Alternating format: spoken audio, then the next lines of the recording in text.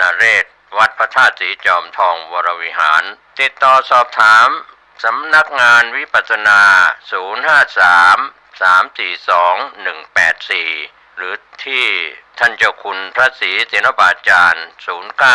541 45445ลงทะเบียนที่อาคารพระธรรมในโอกาสครบรอบ100 ปีชาติการก็เชิญศรัทธาสาธุชนทั้งหลายโดยเฉพาะสมณศรัทธามูลศรัทธาสาธุชนศิษยานุศิษย์ทั้งหลายร่วมงานนี้โดยพร้อมเพรียงกัน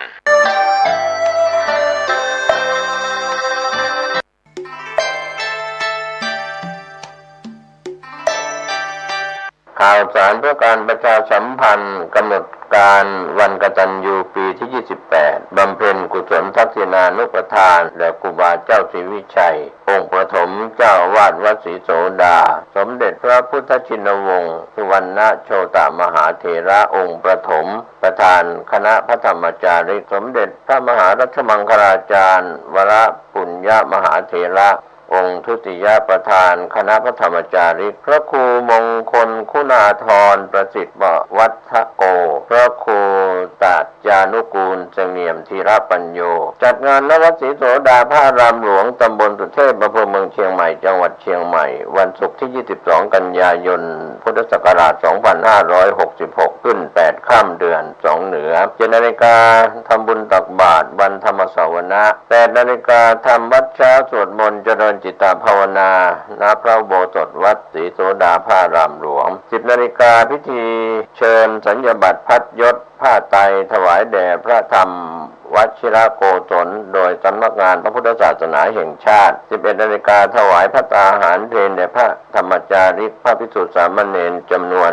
500 รูป 12 นาฬิกาศรัทธาประชาชนร่วมงานรับประทานอาหาร 14 นาฬิกาพิธีทักษิณานุปทานพระธรรมวชิรโกศลเจ้าวาดวัดศรีโสดาพระอารามหลวงจุดธูปเทียนบูชาพระรัตนตรัยกล่าวคำไหว้พระรับศีลพระสงฆ์ทรงสมณศักดิ์จำนวน20 รูปสวดพระพุทธมนต์ธรรมนิยามสูตรทอดผ้าบังสุกุลสดับปกรณ์ถวายไทยธรรมพระสงฆ์อนุโมทนามอบทุนการศึกษาโดยพระธรรมวชิรโกศลประธานกรรมการมูลนิธิวัดศรีโสดากล่าวถวายรายงานน้อมบูชาพระคุณพระธรรมจา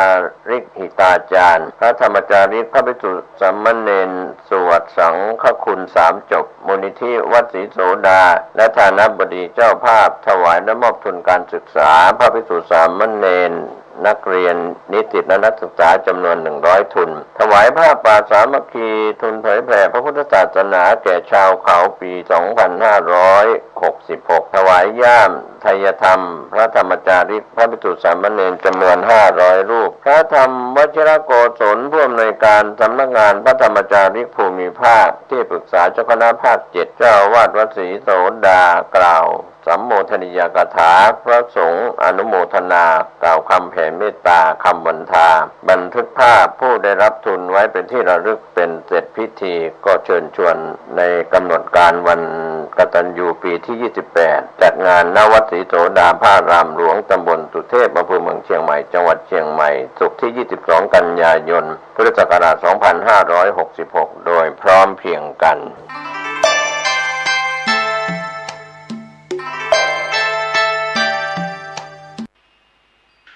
นะโม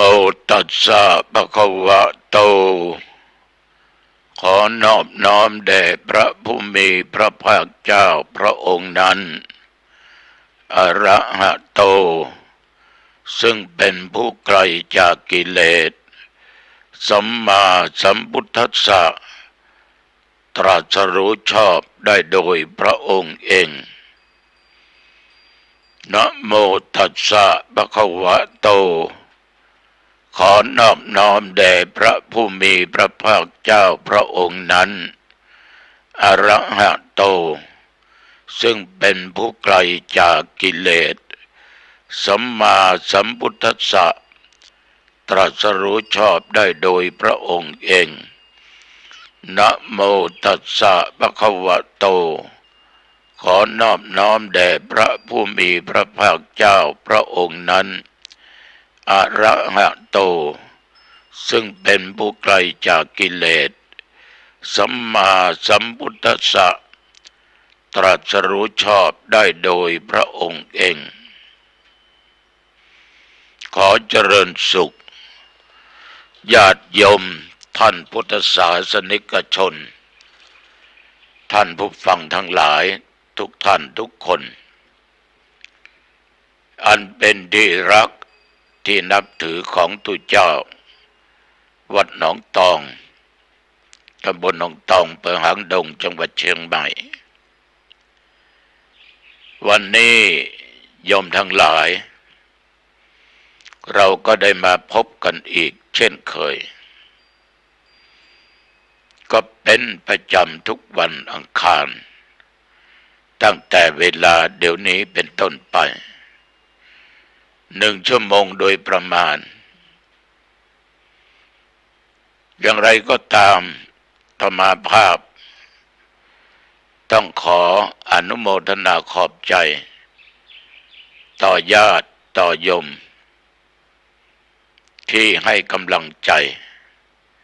ต่อทุกเจ้าองค์นี้ถึงจะดึกเป็นเวลาพักผ่อนนอนหลับโยม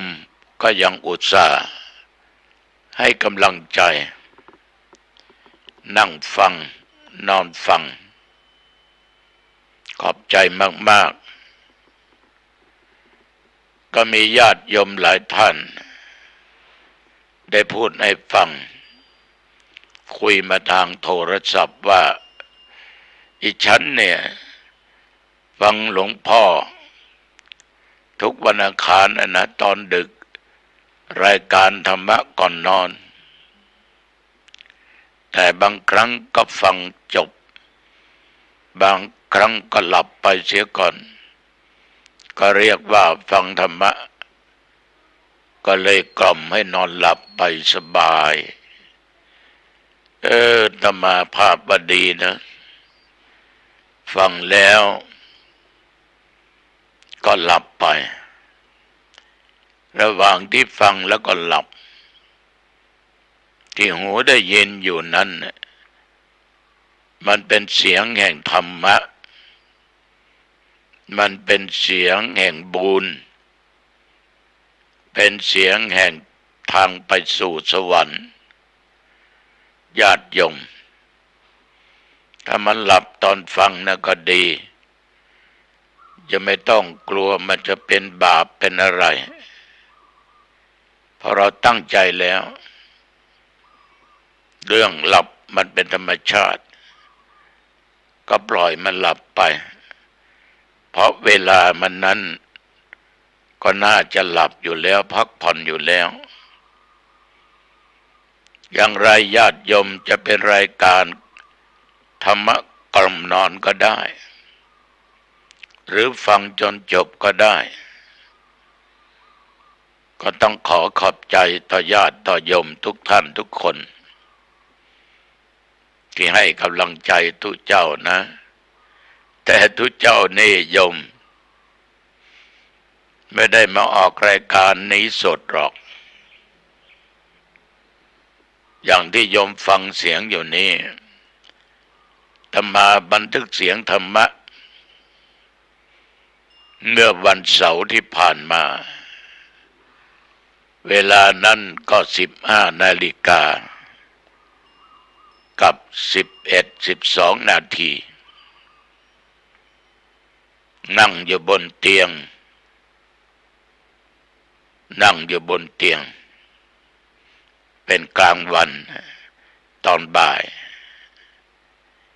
แต่รายการนี้มาออก4 ทุ่มนะ ยิ่งหน้าหนาวเนี่ยโอ้โหถ้าจิตใจนั้นไม่เข้มแข็งใจไม่มีธรรมจริงๆเนี่ยนะมันจะไม่สนใจหรอกโยมทั้งหลายนิยมฟังก็แสดงว่า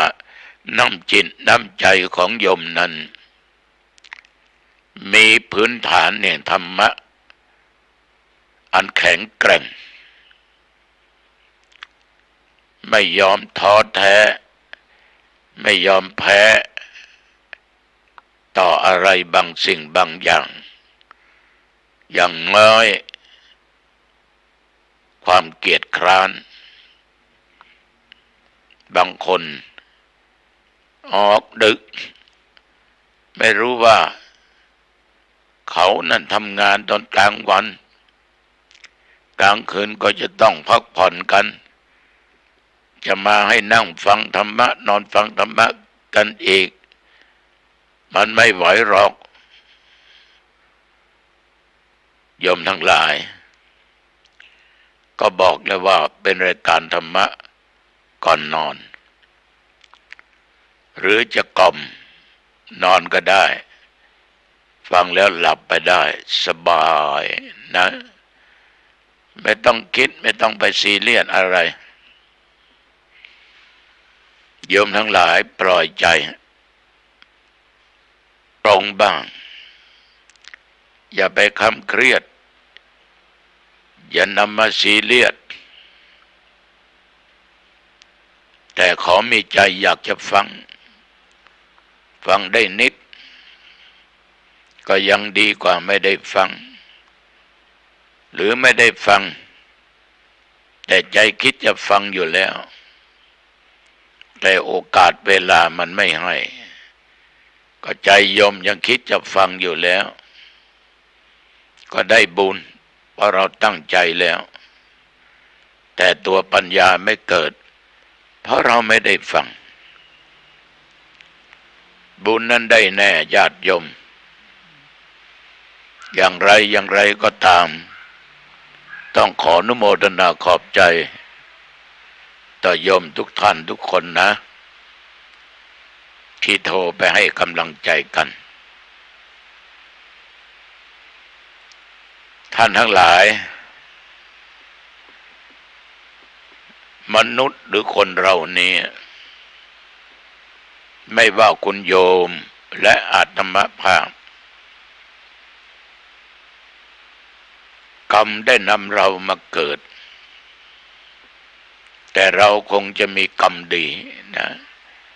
แต่มาเกิดเป็นมนุษย์เป็นคนอยู่ในโลกนี้เมื่อเกิดมาแล้วญาติโยม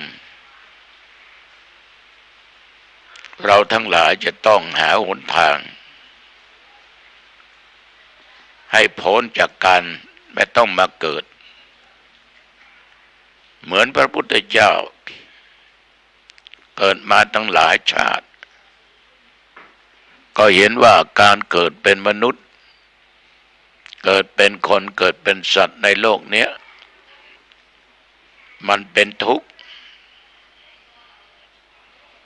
ก็จึงค้นหาหนทางแห่งการดับทุกข์คือไม่ต้องมาเกิดไม่ต้องมีแก่ไม่ต้องมีเจ็บไม่ต้องมีตายอีกจนในที่สุดพระพุทธองค์ก็ค้นพบในสิ่งที่เป็นจริงเรื่องของทุกข์สมุทัยนิโรธมรรคแต่วกมาว่าการมาเกิดเป็นมนุษย์นี่ก็นับว่าประเสริฐดีแล้วนะโยมนะชีวิตการเป็นมนุษย์ของคนเราทุกท่านทุกคนไม่ว่าจะแบ่งกันเป็นเพศหญิงเพศชายก็ตามจะเป็นหญิงหรือเป็นชายตัวมนุษย์ต้องแยกออกเป็นสองส่วนแยกเป็นสองส่วนโยมทั้งหลายไม่ใช่จะเอามีดมากกมาผ่ามาแบ่งให้เป็นสองท่อนไม่ใช่คือแบ่งเป็นสองส่วนคือรูปกับนามรูปส่วนหนึ่งนามส่วนหนึ่ง หรือจะพูดกันให้เข้าใจง่ายๆก็คือกายกับใจกายกับใจโยมก็มีใจอาตมาก็มีใจโยมก็มีกายตัวเจ้าก็มีกายกายกับใจนี่หรือรูปกับนามนี่ญาติโยมมันยังแยกออกไปเป็นกองเป็นส่วนอีกได้อยู่5 กองใหญ่ๆด้วยกันนะแต่ละกองแต่ละส่วนนั้นนะเมื่อมาประกอบกันเข้าก็เป็นชีวิตหนึ่งที่เราเรียกกันพูดกันบัญญัติกันขึ้นมาว่าเป็นสัตว์เป็นบุคคลเป็นตัวตนเป็นเราเป็นเขาที่เราเรียกกันว่าเป็นสัตว์เป็นบุคคลเป็นตัวเป็นตนเป็นเราเป็นเขานี่ตัวของฉันนี่เป็นของเธอไม่ใช่ตัวฉันเรายังมีฉันมีเธอมีเขามีเราทั้งหมดนี้จะเรียกอย่างไรก็ตามจะบัญญัติขึ้นมาจะสมมุติกันขึ้นมาอย่างไรก็ตามญาติโยมในภาษาพระนั้นบอกว่าเบญจขันธ์หรืออุปาทนขันธ์เนี่ยไม่ใช่ขันธ์ที่ไปใส่ดอกไม้ธูปเทียนนะหรือบางท่านก็เข้าใจผิดว่าก่อนจะทำอะไรต้องขึ้นขันธ์5จะนั่งสมาธิวิปัสสนากรรมฐานต้องขึ้นขันธ์5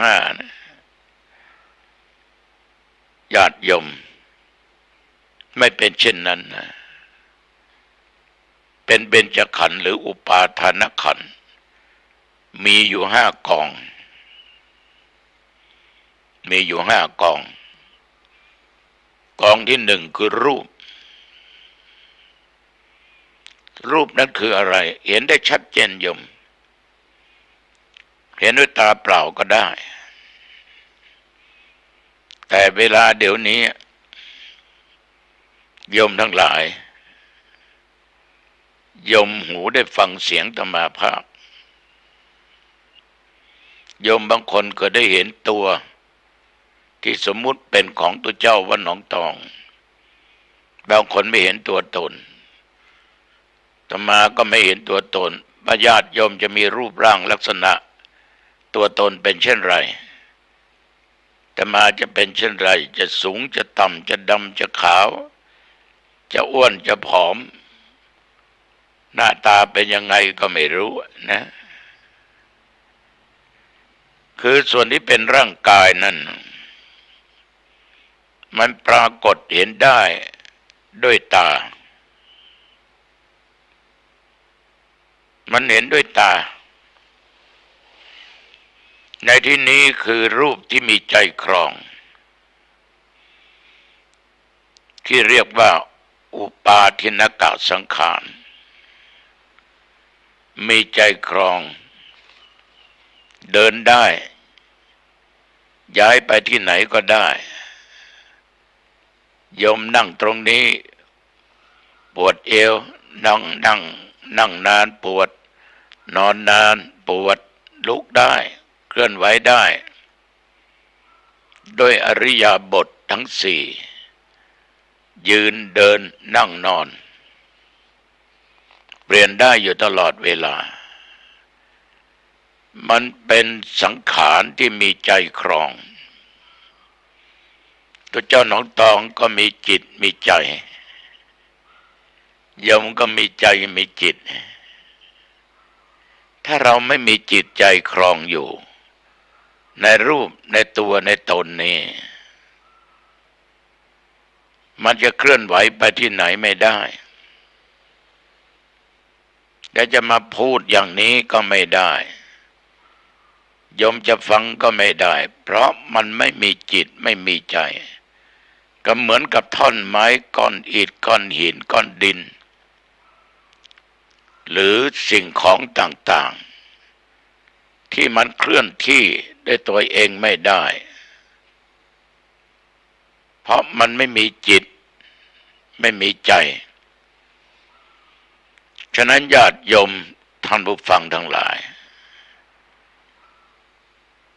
เรามาพูดถึงธาตุสี่ดินน้ำลมไฟสิ่งทั้งหลายที่ทรงสภาวะของตนเป็นสภาวะที่มีอยู่ธรรมดาจะแยกเสียไม่ได้มีอยู่สี่ประเภทสี่ประการด้วยกันสี่ประเภทสี่ประการเนี่ยมีอะไรบ้างอันนี้ก็น่าคิดนะโยมนะก็น่าคิดแต่โยมรู้หมดแหละคือธาตุทั้งสี่ปฐวีธาตุธาตุดินอาโปธาตุธาตุน้ำเตโชธาตุธาตุไฟวาโยธาตุธาตุลม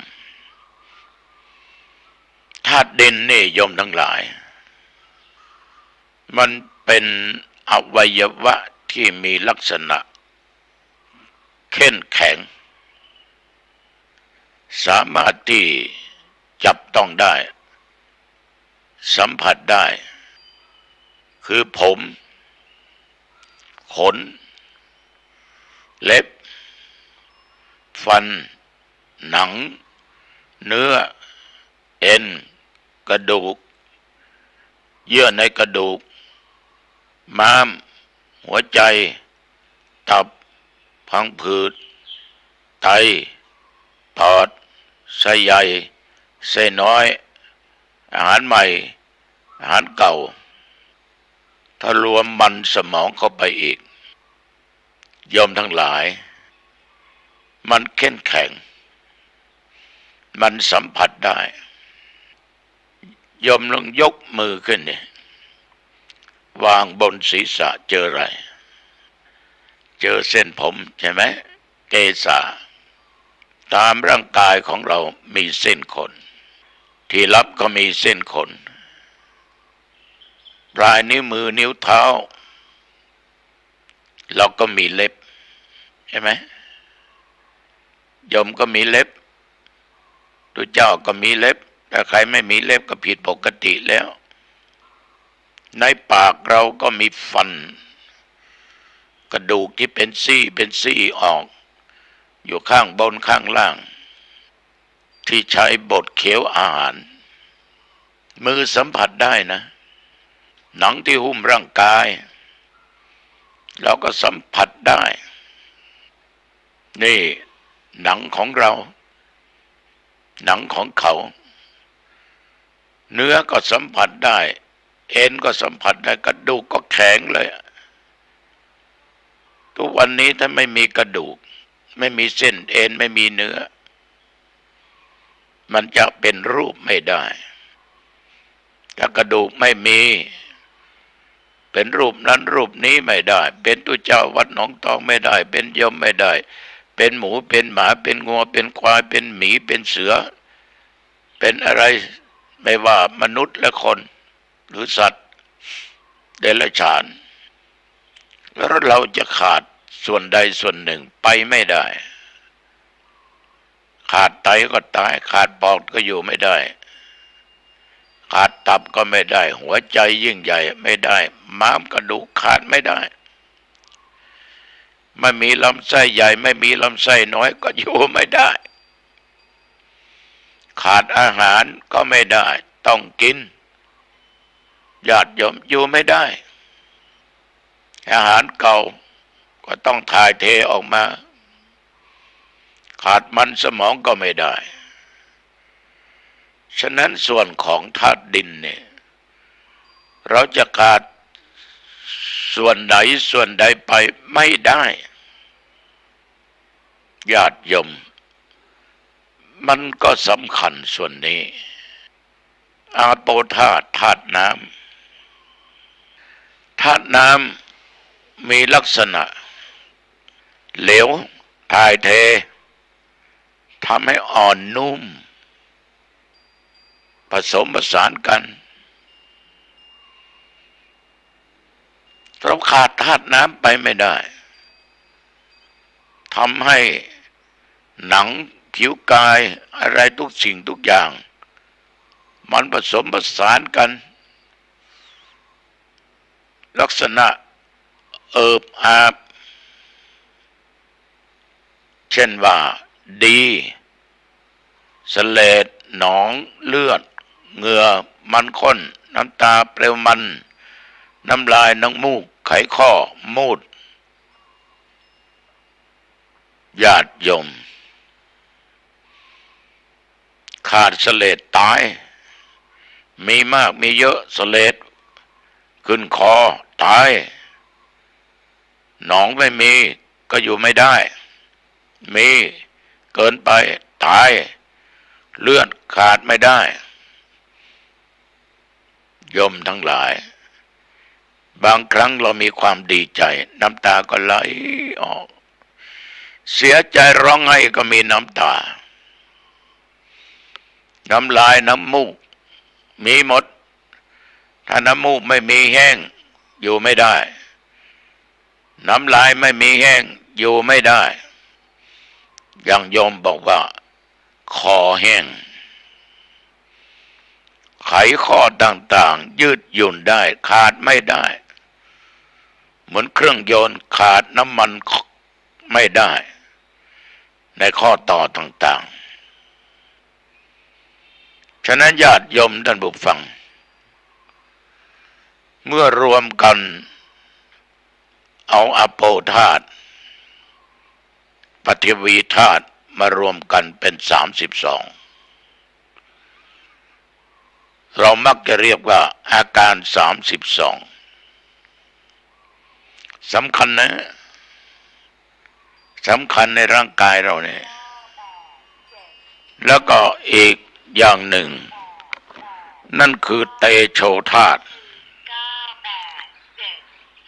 เตโชธาตุญาติโยมฟังชื่อเตโชนี่คือธาตุไฟไฟนี่ลักษณะมันร้อนไฟภายนอกโยมใช้หุงต้มเผานั้นเผานี้เผาของแข็งก็ละลายได้ใช้ก่อไฟต้มน้ำก็เดือดร้อนได้ท่านทั้งหลายธาตุไฟมันมีลักษณะร้อนมันจึงทำให้ร่างกายของคนเราเนี่ยอบอุ่นธาตุไฟเนี่ยยังช่วยย่อยอาหารเองในกายเราถ้าไม่มีไฟช่วยย่อยอาหารเหมือนกับคนชอบทานอาหารดิบๆมันไม่สุกลาบบ้างก้อยบ้างซ่าเนื้อดิบบ้างนี่มันก็เผาผลาญลงไปนอกจากความร้อนของพริกแล้วในกายเรายังมีธาตุไฟเผาผลาญไฟที่ยังกายให้สมก็มีไฟที่ยังกายให้กระวนกระวายก็มีธาตุไฟถ้ามีมากก็กระวนกระวายโยมบางคนบอกว่าปวดตรงนั้นปวดตรงนี้ร้อนออกตามหน้าตามตาร้อนผิดปกติหรือเนื้อตัวเย็นเขาอบอุ่นแต่ตัวเองเย็นเนี่ยแสดงว่าขาดธาตุไฟญาติโยมไฟเป็นสิ่งที่สำคัญเราขาดไม่ได้ถ้าขาดเราก็อยู่ไม่ได้ โยมก็อยู่ไม่ได้ตัวเจ้าหนองตองก็อยู่ไม่ได้วาโยธาตุธาตุลมเออ ลมพัดขึ้นเบื้องบนลมลงเบื้องต่ำปล่อยออกมาด้วยเสียงดังหัวเราะกรี๊ด ถ้าปล่อยออกมาเสียงมันไม่ดังด่ากันนะถ้าลมมีลักษณะกระพือพัดลอยตัวพัดไปทั่วร่างกายทุกวันนี้ญาติโยมมือเท้าอะไรทุกสิ่งทุกอย่างคอศีรษะอะไรทุกอย่างนี่เพราะว่าเรามีธาตุลมนะทำให้ร่างกายเคลื่อนไหวได้นะถ้าไม่มีธาตุลมเคลื่อนไหวไม่ได้นะโยมนะเครื่องบินลมภายนอกขึ้นไปบินบนอากาศนอกจากใช้เครื่องยนต์ต้องใช้อากาศใช้ลม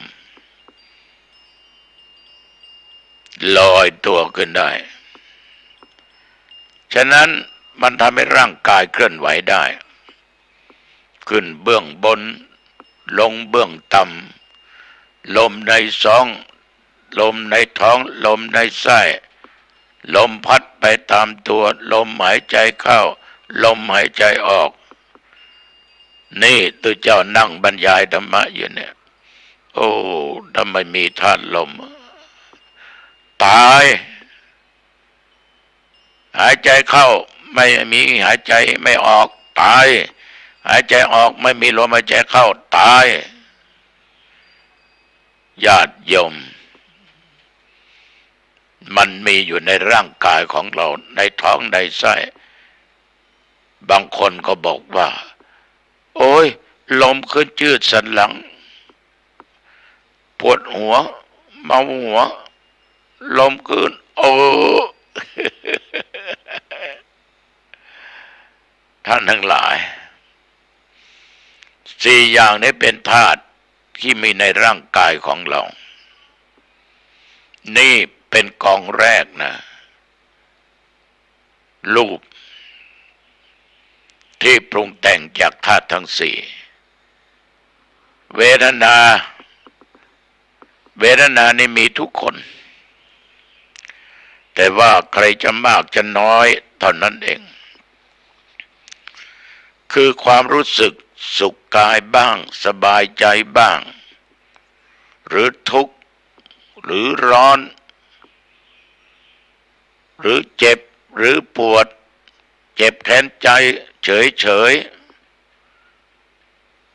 เวทนานี้จะเกิดขึ้นทางตาหูจมูกลิ้นกายและใจเพราะมันรับรู้อารมณ์เนี่ย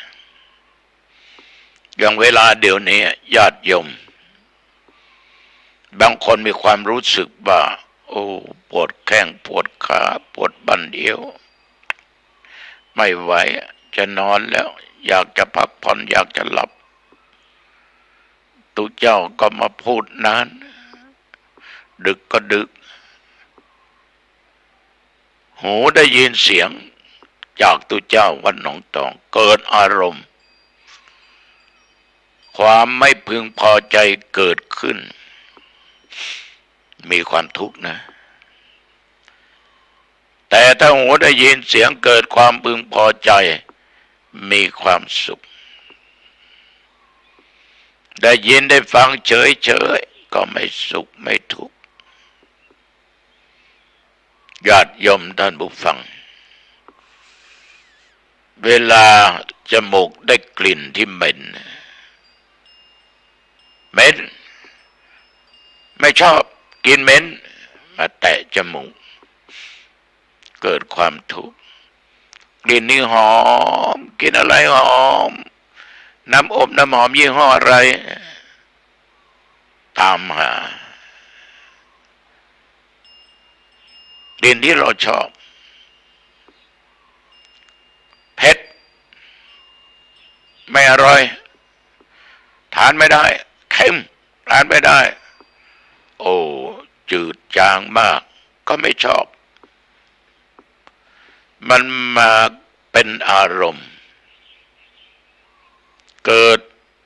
ความหงุดหงิดขึ้น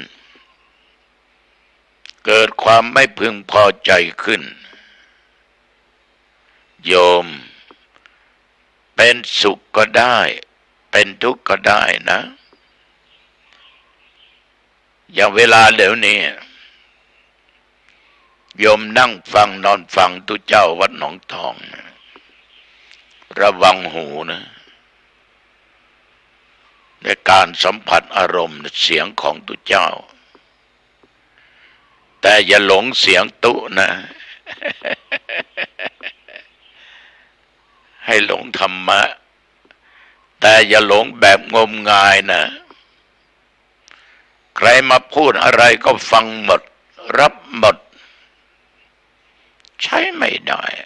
ขาดสติ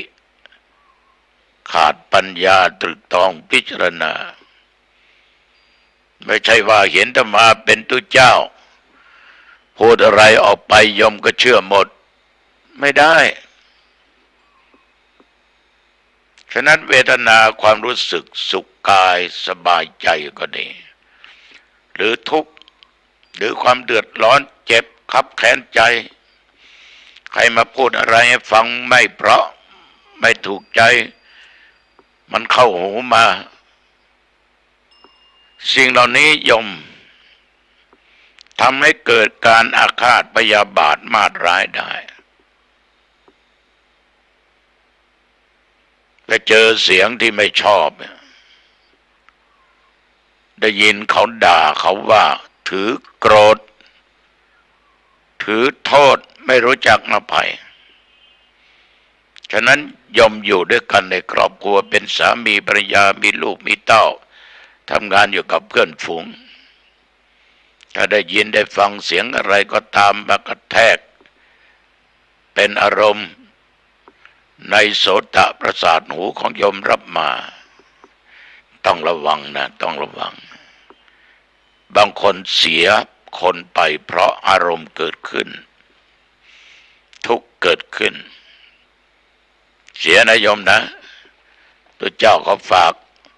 บางทีผัวกับเมียอย่าร้างกันไปเลย3สัญญาความรู้และจำอารมณ์ทั้ง6รูปเสียงกลิ่นรสโผฏฐัพพะและธรรมารมณ์ที่ผ่านมาทางอายตนะทั้ง6ตาหูจมูกลิ้นกายใจบันทึกไว้หมดในด้านจิตใจของโยมเพราะสัญญามีหน้าที่จำอารมณ์ที่เกิดขึ้นทางทวารทั้ง6ตาหูจมูกลิ้นกายและใจนี่เสียงตุเจ้าหนองตองโยมไปเปิดสถานีไหนก็ได้เป็นรายการของตุเจ้า FM 96จันทร์อังคารตอนกลางวัน10 โมงถึง11 โมงอันนี้เสียงตุเจ้าหนองตองยังไม่เคยเห็นหน้ากันเลยนะแต่จำเสียงได้นั่นสัญญาคือความจำญาติโยมทั้งหลายเห็นปุ๊บจำปั๊บได้กลิ่นในสถานที่นี้เหม็นจำได้เลยเนี่ยตรงนี้มันเหม็นตรงนี้มันหอมโอ้รสชาติอาหารร้านนี้ดีถูกปากไม่เค็มไม่เผ็ดจนเกินไปเนี่ยมันจำได้ร้านอะไรถนนสายไหนอยู่ตรงไหนตรอกไหนซอยไหนบางคนยังจำชื่อเจ้าของร้านได้อีกการจำได้หมายรู้เนี่ยเป็นสัญญาที่มันผ่านมาทางประตูคือตาหูจมูกลิ้นกายและใจแต่คนตายนี่จำเราไม่ได้นะ จะมารับนิมนต์ประเทศที่โน่นที่นี่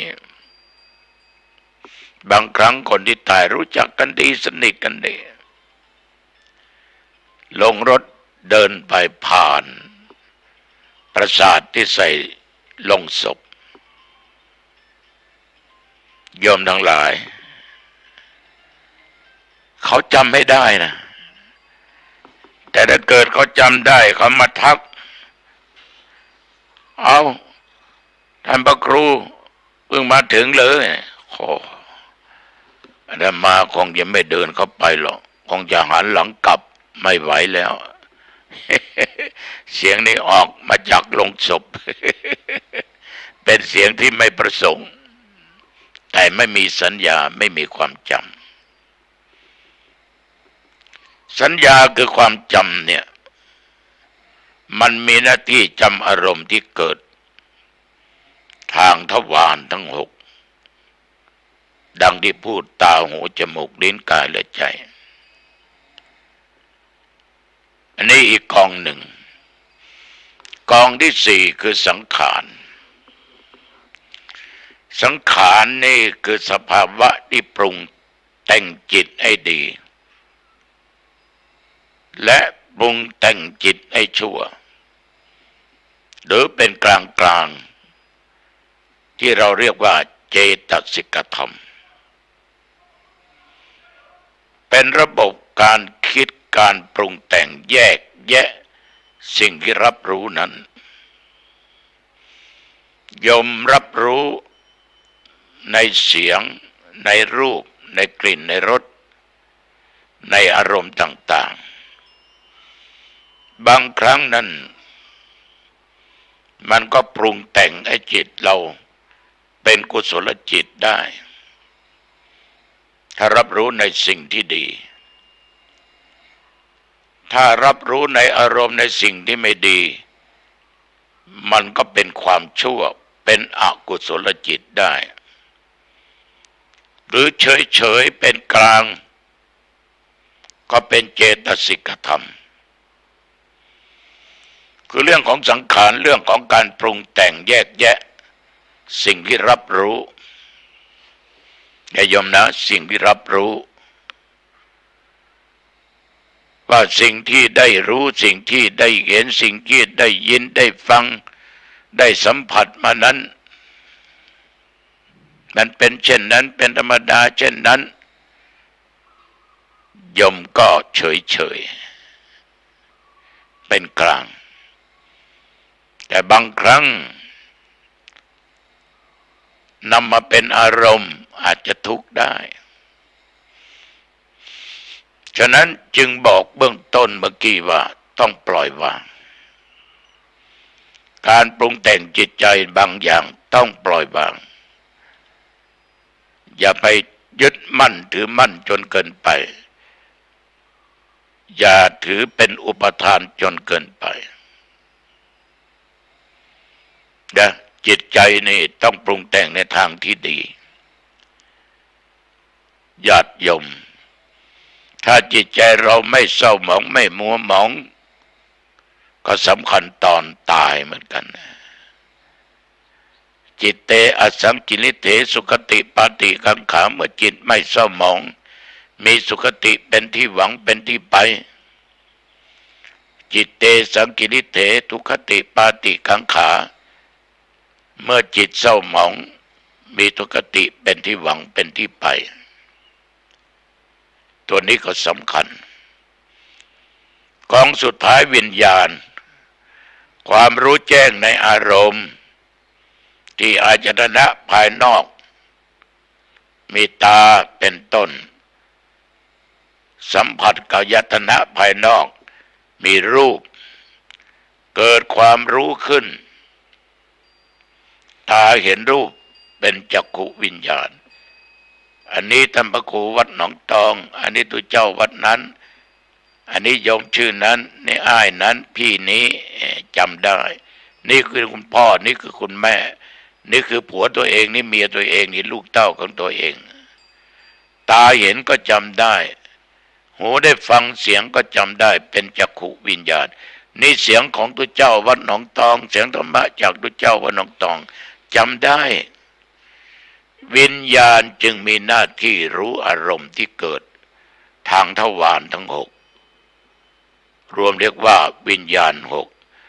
จักขุวิญญาณโสตวิญญาณเหล่านี้เป็นต้นนะญาติโยมท่านผู้ฟังกองรูปจัดเป็นรูปหรือเป็นกายส่วนกองเวทนาสัญญาสังขารวิญญาณจัดเป็นนามหรือใจขันธ์ทั้งห้านี้จัดเข้าในปรมัตถธรรมสี่วิญญาณขันธ์จัดเป็นจิตเวทนาขันธ์สัญญาขันธ์สังขารขันธ์จัดเป็นเจตสิกรูปขันธ์จัดเป็นรูปส่วนนิพพานเป็นขันธวิมุตติคือการหลุดพ้นจากขันธ์ทั้งห้าฉะนั้นญาติโยมสาธุชนวันนี้ธรรมาภาพนำเอาเรื่องของขันธ์ห้ามาพูดให้ญาติให้โยมได้ฟังกันโดยสังเขปก็ขอฝากไว้ก็แล้วกันนะเอาละเห็นว่าเป็นไรเวลาพอสมควรโยมเข้าบ้านปิดประตูบ้านให้ดีนะขึ้นไปบนบ้านปิดประตูบ้านหน้าต่างให้เรียบร้อยเก็บของมีค่าให้เรียบร้อย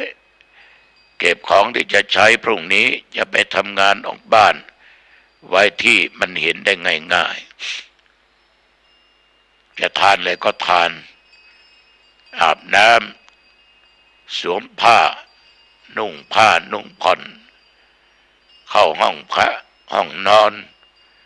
กราบพระห้าหนคือกราบพระพุทธเจ้าพระธรรมเจ้าพระสังฆเจ้ากราบแม่กราบพ่อกราบครูบาอาจารย์อุปชัยยะแล้วก็สวดมนต์เอา3 บทเอาบทพุทธคุณธรรมคุณสังฆคุณอิติปิโสสวากขาโตสุปฏิปันโนจบแล้วเจริญสมาธิภาวนาพอสมควรเสร็จก็แผ่เมตตาให้กับสรรพสัตว์เจ้ากรรมในายเวรเทพบุตรเทวดาผีหอผีเรือนเจ้าที่เจ้าทางปู่ย่าตายายผู้มีพระคุณทั้งหลายครูบาอาจารย์อุปชัยยะบิดามารดาญาติทั้งหลายเจ้ากรรมในายเวรทั้งหลายอย่าลืมแผ่เมตตาแก่ตัวเองข้าพเจ้าไม่ว่าชาตินี้ชาติไหนก็ตามอันว่าความอดความอยากอย่าได้เกิดมีแก่ข้าพเจ้าความทุกข์ความยากจงอย่าได้เกิดมีแก่ข้าพเจ้าไม่ว่าชาตินี้ชาติไหนเกิดมาชาติไหนขอได้พบพระศรียเมตไตรแล้วญาติโยมก็หลับสบายไม่ฝันเห็นร้ายขอมีพระพุทธพระธรรมพระสงฆ์คุ้มครองโยมนะ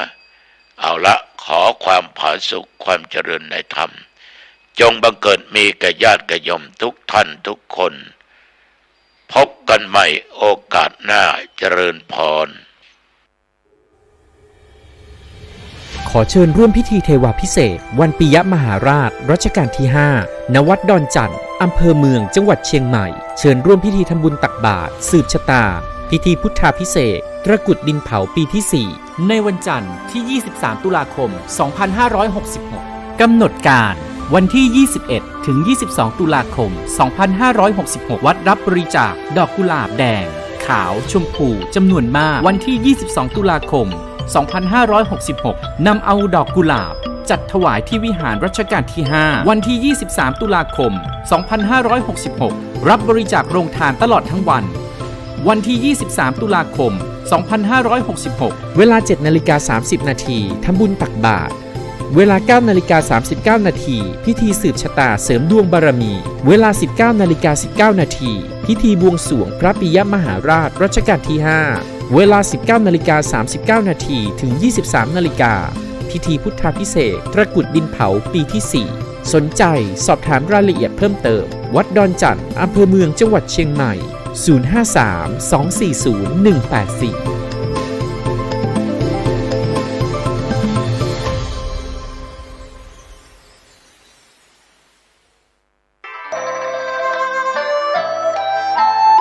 ข่าวสารเพื่อการประชาสัมพันธ์ด้วยทางคณะสงฆ์อำเภอหางดงโรงพยาบาลหางดงและชาวอำเภอหางดงขอเชิญ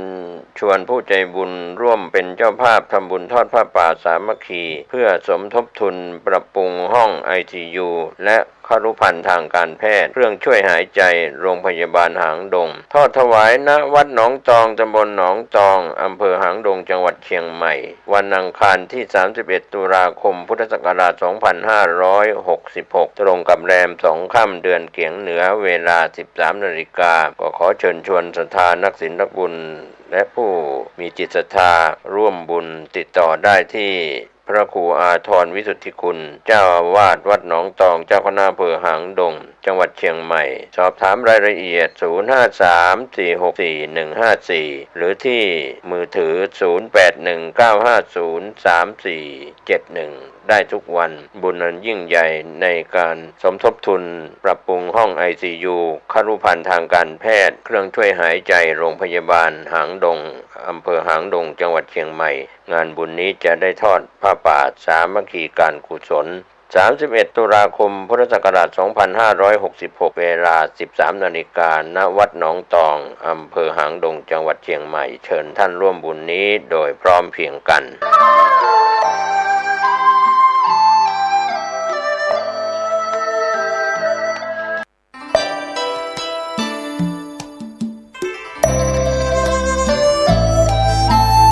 ข่าวสารเพื่อการประชาสัมพันธ์ขอเชิญผู้ใจบุญร่วมงานทำบุญถวายตาลต้นเงินณวัดพระเจ้าเมงรายถนนราชมัคคาซอย6ตำบลพระสิงห์อำเภอเมืองเชียงใหม่จังหวัดเชียงใหม่ประจำปีพุทธศักราช2566ตรงกับวันศุกร์ที่29กันยายน2566ขึ้น15ค่ำเดือน12เหนือ12เพ็งเวลา 7:30 นาทีด้วยคติความเชื่อโบราณว่าวันขึ้น15ค่ำเดือน12เหนือหรือวัน12เพ็งเป็นวันปล่อยผีซึ่งวิญญาณของญาติพี่น้องและเปรตทั้งหลายจะถูกปลดปล่อยให้มารับส่วนบุญส่วนกุศลและของถวายทานต่างๆทางคณะศรัทธาวัดพระเจ้าเมงรายก็ร่วมสืบสานประเพณีอันดีงามของล้านนาจัดพิธีทำบุญ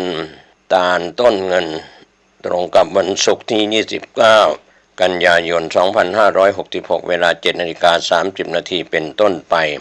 ก็ขอเชิญชวนศรัทธานักศีลนักบุญทั้งหลายร่วมงานบุญในคราวครั้งนี้สามารถติดต่อสอบถามรายละเอียดและร่วมทำบุญได้ที่พระครูใบดิกาจรินธรรมัสโรผู้รักษาการเจ้าอาวาสวัดพระเจ้าเมงราย0970737520ก็เป็นงานบุญงานกุศลในการทำบุญตาลต้นเงินประเพณีเดือน12เพ็งศุกร์ที่29กันยายนณวัดพระเจ้าเมงรายถนนราชมัคคาซอย6ตำบลพระสิงห์อำเภอเมืองเชียงใหม่จังหวัดเชียงใหม่เชิญผู้ใจบุญร่วมงานนี้โดยพร้อมเพรียงกัน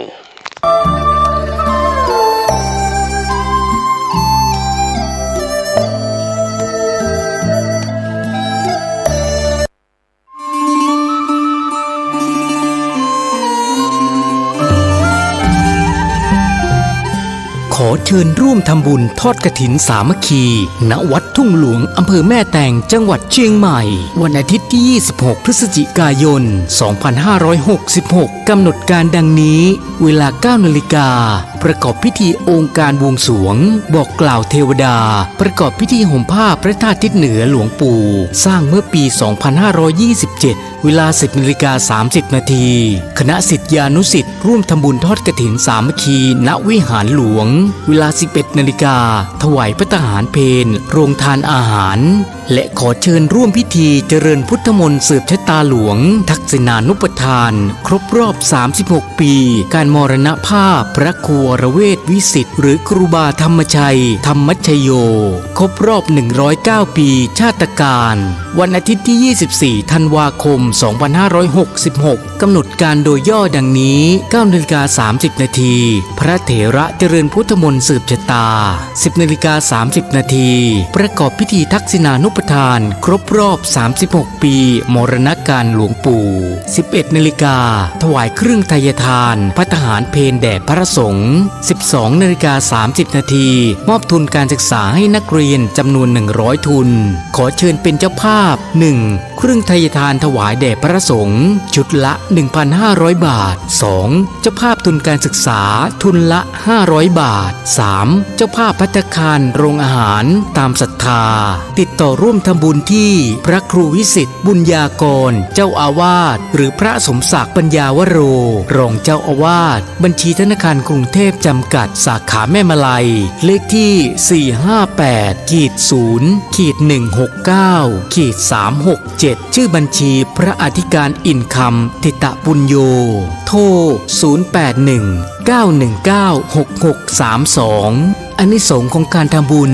1. ทำให้เป็นผู้มั่งคั่งมีทรัพย์สินมากประสบความสำเร็จในหน้าที่การงานได้โดยง่าย 2. ทำให้เป็นผู้มีจิตใจแช่มชื่นบริสุทธิ์และผ่องใสอยู่เสมอ 3. ทำให้เป็นผู้มีจิตใจตั้งมั่นเป็นสมาธิและเข้าถึงธรรมะได้โดยง่าย 4. ได้ชื่อว่าเป็นผู้สามารถใช้ทรัพย์สมบัติให้เกิดเป็นบุญกุศลติดตัวไปในภพเบื้องหน้าได้อย่างเต็มที่ 5. ทำให้เป็นคนรูปงามผิวพรรณงามเป็นที่รักของคนทั่วไป 6. ทำให้เป็นผู้มีชื่อเสียงเกียรติคุณน่ายกย่องสรรเสริญเป็นที่ตั้งแห่งศรัทธาน่าเคารพนับถือ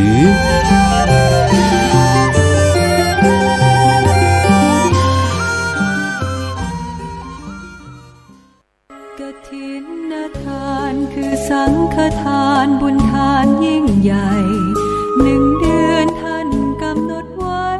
นับตั้ง ข่าวสารเพื่อการประชาสัมพันธ์กฐินสามัคคีทอดถวายณวัดพระธาตุดอยสุเทพประเทศสาธารณรัฐไอร์แลนด์ตรงกับวันที่ 27 พฤศจิกายน พุทธศักราช 2566 กำหนดการเดินทาง 25 พฤศจิกายน ถึง 9 ธันวาคม พุทธศักราช 2566 โดยมีพระธรรมเสนาบดีรองเจ้าคณะภาค 7 เจ้าอาวาสวัดพระธาตุดอยสุเทพราชวรวิหารตำบลสุเทพอำเภอเมืองเชียงใหม่จังหวัดเชียงใหม่เป็นประธานติดต่อประสานงานและร่วมทำบุญกฐินสามัคคีได้ที่พระครูไพบูลย์เจติยานุรักษ์ดวงคำแสนยอดวัดโรกโมรี 063-632-6663 พระครูปริยัติยานุศาสตร์สวัยเทพบุญวัดพระธาตุดอยสุเทพ 089-818-5926 หรือที่คุณปริญญาอัครชิโนเรศ 0869190077 ได้ทุกวันก็เป็นกฐินสามัคคีทอดถวายณวัดพระธาตุดอยสุเทพสาขาประเทศสาธารณรัฐไอร์แลนด์ตรงกับวันที่ 27 พฤศจิกายน พุทธศักราช 2566 ก็เป็นวัดไทยในต่างแดนท่านร่วมบุญร่วมกุศลติดต่อกับพระครูไพบูลย์เจติยานุรักษ์พระครูปริยัติยานุศาสตร์คุณปริญญาอัครชิโนเรศได้ทุกวันเป็นการส่งเสริมงานเผยแผ่พระธรรมทูตสายต่างประเทศณวัดพระธาตุดอยสุเทพสาขาประเทศสาธารณรัฐไอร์แลนด์ของบุญกุศลเหล่านี้ท่านร่วมบุญและติดต่อสอบถามร่วมบุญได้กุศลโดยทั่วหน้ากัน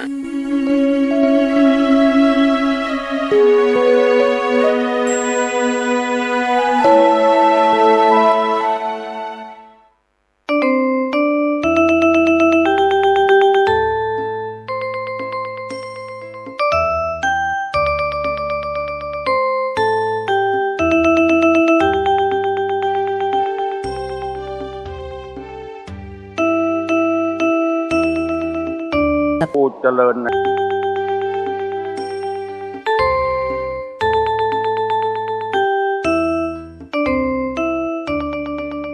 พระธรรมในเดือนตุลาคมพุทธศักราช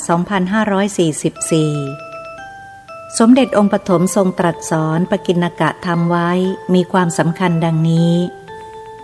ในเดือนนี้ทรงตรัสเน้นให้เห็นทุกสิ่งล้วนเป็นธรรมดาจงอย่าเพ่งโทษผู้อื่นและอย่าตำหนิผู้อื่นทุกอย่างให้ทำเพื่อพระนิพพานจุดเดียวและที่สุดแล้วไม่มีใครหนีความตายพ้นไปได้ 1. อย่าเพ่งโทษในจริยาของผู้อื่นให้เห็นธรรมดาของโลกให้มากๆและจักสามารถรักษาอารมณ์ของจิตให้สงบได้ ด้วยการเห็นธรรมดาของทุกสิ่งทุกอย่างในโลกแม้กระทั่งธรรมดาของขันธ์ห้า 2. ให้ทำใจยอมรับนับถือกฎของธรรมดาให้มากๆอย่าฝืนความจริง 3. จงรักษากำลังใจให้เข้มแข็งเข้าไว้ในการละขันธ์ห้าทำงานทุกอย่างให้เพื่อหวังพระนิพพานเท่านั้นจงอย่าเปลี่ยนแปลงกำลังใจอุปสรรคนั้นย่อมมีบ้างเป็นธรรมดา ข้อ 4. อย่าสนใจในจริยาของผู้อื่นให้เคารพในกฎของกรรมจงเห็นธรรมดาให้มากๆหมายเหตุในเดือนนี้ไม่ตรัสสอนมากเพราะเพื่อนของผมมีสุขภาพกายไม่ดีเจ็บป่วยบ่อยๆมีผลทำให้สุขภาพของใจพลอยไม่ดีไปด้วยประกอบกับได้รับข่าวการเจ็บป่วยและการตายของผู้ที่รู้จักกันเข้ามาหลายรายทำให้อารมณ์จิตฟุ้งซ่านปรุงแต่งไปในทางอกุศลมากกว่าทางกุศล ข้อ 5. ทำกำลังใจให้เข้มแข็งและให้เต็มเข้าไว้เสมออย่าเพิ่งเบื่อหน่ายในการอยู่กับคนหมู่มากเพราะนั่นแหละเป็นการวัดอารมณ์กระทบอันเป็นการวัดมรรคผลของการปฏิบัติธรรมอย่างแท้จริง ข้อ 6. จงอย่าตำหนิคนอื่นให้ยอมรับนับถือกฎของธรรมดาเข้าไว้บ้างแล้วจิตจักดีขึ้น ข้อ 7. เรื่องการงานที่ทำอยู่ให้ทำไปตามหน้าที่จงอย่าเร่งรีบให้ทำไปตามสบายและอย่าบังคับศรัทธาของผู้บริจาค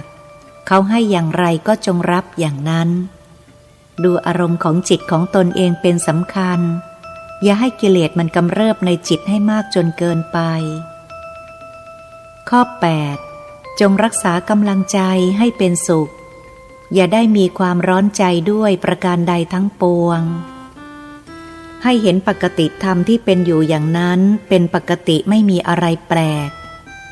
เกิดแก่เจ็บตายเป็นของธรรมดาไม่มีผู้ใดเกิดมาแล้วจักหนีพ้นไปได้ก่อนจะเกิดมาก็ตามกรรมเกิดมาแล้วอยู่ด้วยกรรมเวลาตายไปก็ตามกรรมทุกคนจะต้องใช้ตนเป็นที่พึ่งแห่งตนในวาระสุดท้ายทั้งสิ้นพระตถาคตเจ้าเป็นเพียงผู้บอกผู้แนะนำผู้ชี้ทางของการปฏิบัติธรรมให้เท่านั้นการปฏิบัติจึงเป็นเรื่องของผู้รับฟังจะทำได้แค่ไหนทำดีไปได้ดีทำไม่ดีก็ไปไม่ดีตามกรรมที่ตนเองเป็นผู้กระทำทั้งสิ้นข้อ 10. การอยู่กับคนหมู่มากให้ระวังวาจาจงอย่าเพ่งจริยาของผู้อื่นให้รักษาผลประโยชน์ของจิตของตนเป็นสำคัญข้อ 11. ดูร่างกายให้พบสภาพตามความเป็นจริงจงอย่าหลอกจิตหลอกใจของตนเองการปฏิบัติให้ได้ผลต้องหมั่นตรวจสอบอารมณ์นี้เอาไว้ให้ดีอย่าปล่อยปละละเลยหมั่นแก้ไขอารมณ์ข้อ 12. อย่าสนใจจริยาของผู้อื่นการผิดพลั้งของวาจาแต่ละบุคคลย่อมจะเกิดขึ้นได้ข้อ 13. จงอย่าคิดตำหนิติเตียนใครให้เห็นเป็นเรื่องธรรมดาข้อ 14. ทำอะไรก็ตามจงอย่าเล็งผลเลิศเลอให้ทำใจไว้เผื่อความผิดหวังบ้างเพราะตั้งความหวังไว้มากก็อาจผิดหวังได้มากเช่นกัน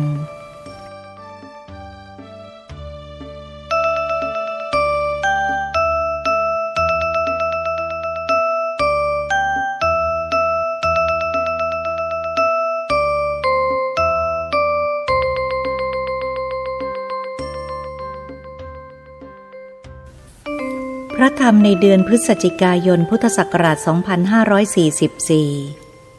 สมเด็จองค์ปฐมทรงตรัสสอนปกิณกะธรรมไว้มีความสำคัญดังนี้ในเดือนนี้ทรงเน้นการสอนเหมือนกับเดือนที่แล้วเพราะสุขภาพทางกายและใจของผู้รับฟังซึ่งเป็นเพื่อนผู้ปฏิบัติธรรมกับผมยังไม่ค่อยดีการสอนเน้นสอนปกิณกะธรรมทั้งสิ้นทรงเมตตาตรัสสอนเหมือนพ่อสอนลูกข้อ 1. อย่าสนใจในจริยาของผู้อื่นให้เห็นธรรมดาหรือกฎของกรรมให้มากๆ ทำใจให้เกิดปัญญาด้วยเห็นทุกอย่างตามความเป็นจริง ข้อ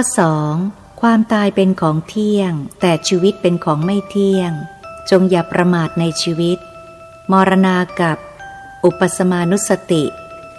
จะต้องมีไว้ประจำจิตยิ่งเวลาร่างกายเจ็บป่วยจะต้องยึดอารมณ์พระนิพพานไว้เสมอๆข้อ 3. อย่าสนใจกับจริยาของผู้อื่นให้เพียรปล่อยวางอย่าเอาเรื่องของคนอื่นมาเกาะใจให้ยอมรับนับถือกฎของธรรมดาเอาไว้ด้วยพิจารณาให้ลึกซึ้งแล้วจิตจักเป็นสุขข้อ 4. พยายามอย่าปรุงแต่งธรรมให้ยอมรับนับถือกฎของกรรมให้มากๆทำใจอย่าให้หนักใจด้วยการเห็นเป็นปกติธรรมอยู่อย่างนั้นข้อ 5. อย่าไปขัดใจชาวบ้านเขาให้เห็นธรรมดาให้มากให้เห็นการยึดมั่นถือมั่นของแต่ละคนให้มากข้อ 6. ทำใจให้สบายทำงานได้แค่ไหนให้พอใจแค่นั้นอย่าฝืนสุขภาพร่างกายเพราะถ้าหักขืนตรากตรำร่างกายมากเกินไปการป่วยไข้ไม่สบายเกิดขึ้นความไม่สบายใจก็จะเกิดขึ้นเช่นกันดังนั้นต้องควรวางอารมณ์ให้ถูกต้องข้อ 7. อย่าเครียดกับคนให้เห็นปกติธรรมดาของคนให้มากวางเสียอย่าเอาจริยาของคนมาทำให้จิตวุ่นวายจงปล่อยวางเพื่อความสบายใจของจิตข้อ 8. ให้ทำใจยอมรับความไม่เที่ยงเอาไว้เสมอๆและจิตจักรู้จักปล่อยวางอย่างแท้จริงข้อ 9. อย่ากังวลใจในเมื่อจำเป็นต้องซื้อของเพื่องานของพระพุทธศาสนาก็จงทำไปตามความจำเป็นนั้นและจำไว้ว่าทำอะไรอย่าให้เป็นที่เดือดร้อนของใครแล้วจงอย่าทำอะไรให้เป็นที่เดือดร้อนแก่ตัวเองข้อ 10. ทำใจให้สบายกายไม่สบายก็ไม่เป็นไรให้เห็นเป็นธรรมดาเอาทุกสิ่งทุกอย่างมาลงตรงที่ทุกข์ให้ได้อะไรเกี่ยวกับขันธ์ห้าย่อมเป็นทุกข์ทั้งหมดรักษาจิตพยุงใจ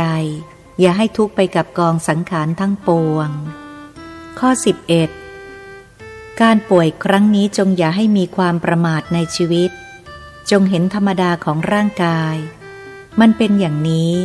และมันจักสบายตัวไปในที่สุดตามกฎของธรรมดาให้มีสติคิดอยู่ระลึกอยู่เสมอว่ามันไม่ใช่เราไม่มีในมัน 12. ทำใจให้เป็นปกติ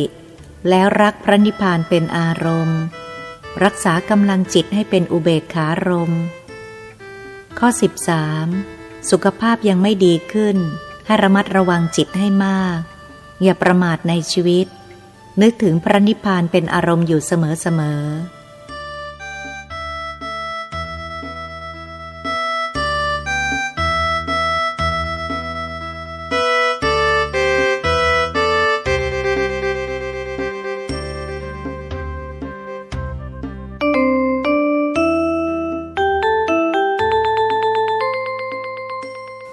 พระธรรมในเดือนธันวาคมพุทธศักราช 2544 สมเด็จองค์ปฐมทรงตรัสสอนปกิณกะธรรมไว้มีความสำคัญดังนี้เนื่องจากสุขภาพร่างกายยังไม่ค่อยดีพระองค์จึงตรัสสอนสั้นๆเป็นปกิณกะธรรมเหมือนกับเดือนที่แล้วและเน้นให้เคารพในกฎของกรรมและทำกำลังใจให้เต็มอยู่เสมอ 1. อย่าฝืนร่างกายเมื่อไม่ไหวก็จงปล่อยวางอย่าไปกังวลทำได้แค่ไหนก็พอใจแค่นั้นซึ่งเป็นอารมณ์สันโดษข้อ 2. วันนี้เพื่อนของผมสังเกตดูอารมณ์ของตนเองว่ามีอารมณ์ปฏิฆะหรือไม่พอใจเกิดขึ้นบ่อยๆก็พยายามแก้ไขโดยใช้อริยสัจกรรมทั้งหลายมาแต่เหตุให้เพียรแก้ที่ต้นเหตุแห่งกรรมนั้นๆแต่ก็ยังแก้ไขอารมณ์ของตนเองให้เป็นปกติไม่ได้ทรงตรัสว่าการทำไม่ได้ก็เป็นเพราะอ่อนการพิจารณาในทุกข์หรืออริยสัจจิตฝ ฝืนความเป็นจริงของขันธ์ห้าว่ามันไม่ใช่เรา ไม่ใช่ของเราอยู่เสมอให้เพียรพิจารณาให้มากและจิตจะคลายจากอารมณ์ที่ไม่ชอบใจนี้ลงได้ข้อ 3. จงอย่าสนใจในคำพูดของบุคคลอื่นให้รู้วาระจิตของตนเองเป็นสำคัญเอาเท่านั้นเป็นพอข้อ 4. กำลังใจที่ดีย่อมให้ผลในการปฏิบัติที่ดีหมั่นรักษากำลังใจของตนเองเข้าไว้แล้วอย่าทำลายกำลังใจของบุคคลอื่นด้วยให้ช่วยกันดีๆข้อ 5. ให้ยอมรับนับถือในกฎของกรรมกรรมใดถ้าไม่ได้กระทำมาจะไม่เจอกรรมนั้นแน่นอนแล้วให้เห็นธรรมดาเข้าไว้ว่ามันจะต้องเป็นอย่างนี้อยู่ดีจะเป็นอย่างอื่นไปไม่ได้ข้อ 6. ทำใจให้สบายอย่าหนักใจไปกับสภาพของร่างกายให้ยอมรับทุกอย่างตามความเป็นจริงคือความเสื่อมเป็นของธรรมดาของร่างกายอย่าฝืนความจริงจิตจะมีความสุขสงบแล้วให้สังเกตจิตอย่ายอมตามความเป็นจริงจิตนั้นเป็นธรรมถ้าหากจิตฝืนความเป็นจริงจิตนั้นเป็นตัณหาข้อ 7. รักษากำลังใจไว้ให้ดีทำงานไปจงอย่าคิดอะไรมากทำอารมณ์ใจให้สบายๆมุ่งความเป็นสุขความสงบของจิตเป็นสำคัญและจงหมั่นพิจารณาว่าอะไรเป็นต้นเหตุของความทุกข์ประการนั้นจงอย่าทำ 8. ให้เห็นธรรมดาให้มากๆแล้วจิตจะไม่เดือดร้อนด้วยประการใดๆทั้งปวงข้อ 9. จงอย่าฝืนกฎของกรรมให้เคารพกฎของกรรมตามความเป็นจริงกรรมนั้นเที่ยงอยู่เสมอไม่มีใครที่ยังไม่จบกิจและจักสามารถหนีกฎของกรรมไปได้พ้นจงพิจารณากฎของกรรมตามความเป็นจริงแล้วความบริสุทธิ์จะเกิดขึ้นแก่จิตมากยิ่งขึ้นไปข้อ 10. สุขภาพไม่ดีให้ระวังจิตให้ดีด้วยอย่าให้วิบัติไปกับร่างกายทำจิตให้มั่นคงแน่วแน่กับพระนิพพานรักษากำลังใจเข้าไว้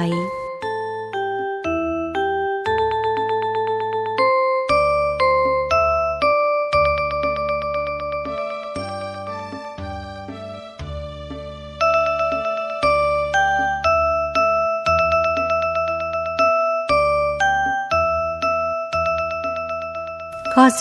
11. ทำกำลังใจให้เต็มอยู่เสมออย่าให้พร่องแม้แต่1 วินาทีมีจิตตั้งมั่นอยู่กับพระนิพพานตลอดเวลาข้อ 12. รักษากำลังใจให้ดีสุขภาพไม่ดีจงรักษากำลังใจให้ดีข้อ 13. รักษากำลังใจให้ดีๆอย่าวู่วามและทำใจให้ยอมรับนับถือกฎของธรรมดาหมายเหตุตั้งแต่ข้อแรกจนถึงข้อ 13 นี้ทรงเน้นเรื่องกฎของกรรมให้เคารพและยอมรับนับถือกฎของกรรมเป็นเรื่องกำลังใจจะต้องพยายามรักษาให้ทรงตัวให้เต็มอยู่เสมอดังนั้นบารมี 10จึงต้องพิจารณาทุกๆวันข้อ 14 แม้จะเหน็ดเหนื่อยสักแค่ไหน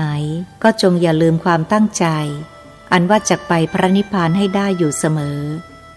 ทำกำลังใจให้เต็มรักษากำลังใจเข้าไว้อย่าให้คลาดเคลื่อนแม้แต่1 วินาทีข้อ 15 รักษากำลังใจให้เป็นสุขเข้าไว้อย่าไปทุกข์กับร่างกายให้เห็นร่างกายมันป่วยอย่างนี้เป็นปกติของมันอย่าไปยึดถือว่าเป็นเราเป็นของเรามันจะเที่ยงอยู่ดีอยู่อย่าไปคิดให้เห็นร่างกายตามความเป็นจริงอยู่เสมอ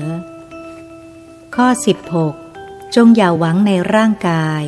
ให้หวังในการไม่มีร่างกายอีกต่อไปคือยังอารมณ์จิตให้เข้าถึงพระนิพพานเอาไว้เสมอข้อ 17 อย่าทรมานร่างกายสุขภาพแย่ลงจิตจะเป็นผู้เสวยทุกขเวทนาเพราะฉะนั้นพึงหลีกเลี่ยงการทรมานร่างกายให้มากข้อ 18 อย่ารักงานมากกว่ารักจิตรู้จักประมาณตนในการทำงานด้วยให้ทำเท่าที่จะทำได้ และทำได้แค่ไหนก็พอใจแค่นั้น การให้ทำเป็นทานชนะการให้ทั้งปวงธรรมทานังสัพพทานังชินาติอานิสงส์ของทานแตกต่างกันดังนี้ 1. ทำบุญกับสัตว์เดรัจฉาน100 ครั้งได้บุญไม่เท่ากับทำบุญกับขอทาน1 ครั้งข้อ 2. ทำบุญกับขอทาน100 ครั้งได้บุญไม่เท่ากับทำบุญคนมีศีลและศีลขาด1 ครั้งข้อ 3. ทำบุญกับคนมีศีลแล้วศีลขาด100 ครั้งได้บุญไม่เท่ากับทำบุญกับพระโสดาปัตติมรรค1 ครั้งข้อ 4. ทำบุญกับพระโสดาปัตติมรรค100 ครั้งได้บุญไม่เท่ากับทำบุญกับพระโสดาปัตติผล1 ครั้งข้อ 5. ทำบุญกับพระโสดาปัตติผล100 ครั้งได้บุญไม่เท่ากับทำบุญกับพระสกิทาคามิมรรค1 ครั้งข้อ 6. ทำบุญกับพระสกิทาคามิมรรค100 ครั้งได้บุญไม่เท่ากับทำบุญกับพระสกิทาคามีผล1 ครั้งข้อ 7. ทำบุญกับพระสกิทาคามิผล100 ครั้งได้บุญไม่เท่ากับทำบุญกับพระอนาคามิมรรค1 ครั้งข้อ 8. ทำบุญกับพระอนาคามิมรรค100 ครั้งได้บุญไม่เท่ากับทำบุญกับพระอนาคามีผล1 ครั้งข้อ 9. ทำบุญกับพระอนาคามีผล100 ครั้งได้บุญไม่เท่ากับทำบุญกับพระอรหัตตมรรค1 ครั้งข้อ 10. ทำบุญกับพระอรหัตตมรรค100 ครั้งได้บุญไม่เท่ากับทำบุญกับพระอรหัตผล1 ครั้งข้อ 11. ทำบุญกับพระอรหัตผล100 ครั้งได้บุญไม่เท่ากับทำบุญกับพระปัจเจกพุทธเจ้า1 ครั้งข้อ 12. ทำบุญกับพระปัจเจกพุทธเจ้า100 ครั้งได้บุญไม่เท่ากับทำบุญกับพระพุทธเจ้า1 ครั้งข้อ 13. ทำบุญกับพระพุทธเจ้า100 ครั้งได้บุญไม่เท่ากับทำบุญถวายสังฆทาน1 ครั้ง 14. ถวายสังฆทาน100 ครั้งได้บุญไม่เท่ากับทำบุญถวายวิหารทาน1 ครั้งข้อ 15. แล้วพระพุทธองค์ทรงตรัสว่าการให้ธรรมะเป็นทานชนะทานทั้งปวงการให้วัตถุเป็นทานนั้นวิหารทานได้บุญสูงสุดสรุปว่าคนฉลาดในการทำบุญเขาย่อมเลือกถวายธรรมทานกันเพราะตัดอารมณ์โลภโกรธหลงได้ก็ไปพระนิพพานได้ง่ายส่วนตัววัตถุทานนั้นได้แค่สวรรค์แต่คนเรามีจริตนิสัยและกรรมแตกต่างกันมาแต่ในอดีตจึงมีกำลังใจหรือบารมีธรรมแตกต่างกันจึงทำบุญตามกำลังใจของตนซึ่งถือว่าเป็นของธรรมดาทั้งสิ้นคนฉลาดในการทำบุญที่เป็นวัตถุทานหากเขาถวายวิหารทานเพียง1 บาทเขาจะได้บุญสูงถึงเอาเลข1นำหน้าแล้วเติมเลข0ต่อท้ายไปอีก24 0ซึ่งไม่ทราบว่าอ่านว่าเท่าไหร่โปรดพิจารณาเอาเองกรรมใครกรรมมันแต่บุคคลที่ต้องการทำบุญทำความดีทุกชนิดเพื่อพระนิพพานจุดเดียวจัดเป็นอธิษฐานบารมี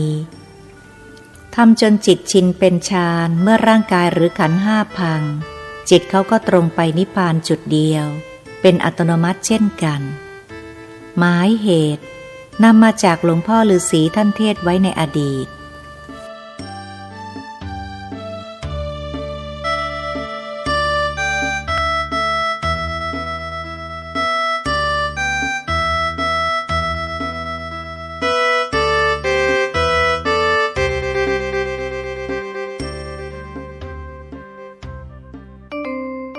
มงคล38 ประการมงคล38 ประการนี้สมเด็จองค์ปัจจุบันทำทั้งหลังกับเทวดาเพราะเทวดาท่านไปถามพระองค์ความว่าเหตุใดพระองค์จึงไม่ตรัสสอนพวกมนุษย์ทรงตรัสตอบว่ามีความสำคัญพวกมนุษย์ยังถือวัตถุเป็นมงคลอยู่ซึ่งเป็นมงคลภายนอกส่วนมงคล38 ประการนั้นเป็นมงคลภายในซึ่งไม่ใช่วัตถุมงคลการกระทำความดีเท่านั้นที่เป็นมงคลหรืออธิบายไว้สั้นๆแค่นี้ จะเกิดมานะกิเลสถือว่าเราดีกว่าอเสวนาจะพาลานังเพราะพาลแปลว่าโง่เซ่อเลวบอดจิตโง่หรือจิตดีไปหมดเหลือแต่ความไม่ดีหรือโง่ฉลาดไปหมดทำอะไรแล้วสร้างความเดือดร้อนให้แก่บุคคลอื่นและกับตนเองด้วยนักปฏิบัติทุกคนทั้งที่รู้ว่าการคบคนพาลเป็นของไม่ดีแต่ก็ยังคบมันจนได้เหตุผลก็เพราะทุกคนรู้ว่าความโกรธความโลภความหลงเป็นของไม่ดีไม่ควรคบแต่จิตของเรามันก็ยังคบไม่ยอมวางสักทีพระพุทธองค์ทรงตรัสว่าวันหนึ่งไม่มีใครมาทำร้ายเธอได้มากเท่ากับอารมณ์จิตของเธอเองทำร้ายจิตตัวเองทุกใดที่ยิ่งไปกว่าอารมณ์จิตตนเองทำร้ายตนเองไม่มีธรรมารมณ์อันเกิดจากอายตนะสัมผัสทั้งหกคือภัยร้ายแรงที่สุดของจิตเพราะเผาจิตตนเองตั้งแต่ตื่นยันหลับผมจึงขอสรุปว่ามงคลภายในทั้ง38ประการนี้หากปฏิบัติให้ได้ถึงที่สุดแล้วแม้ข้อใดข้อหนึ่งก็มีผลทำให้จิตพ้นทุกข์ได้อย่างถาวรข้อ 2. จงคบแต่บัณฑิตหรือคนฉลาดบัณฑิตานันจะเสวนาคนดีในพุทธศาสนาพระองค์ถือเอาศีลเป็นหลักจาก5 ถึง 8 10 ถึง 227ตามลำดับและมีพรหมวิหาร4ละเว้นจากอคติ 4เป็นหลักสำคัญในการพิจารณาและปฏิบัติข้อ 3. บูชาคนที่ควรบูชาปูชาจะปูชนียานังเช่นบิดามารดาผู้มีพระคุณ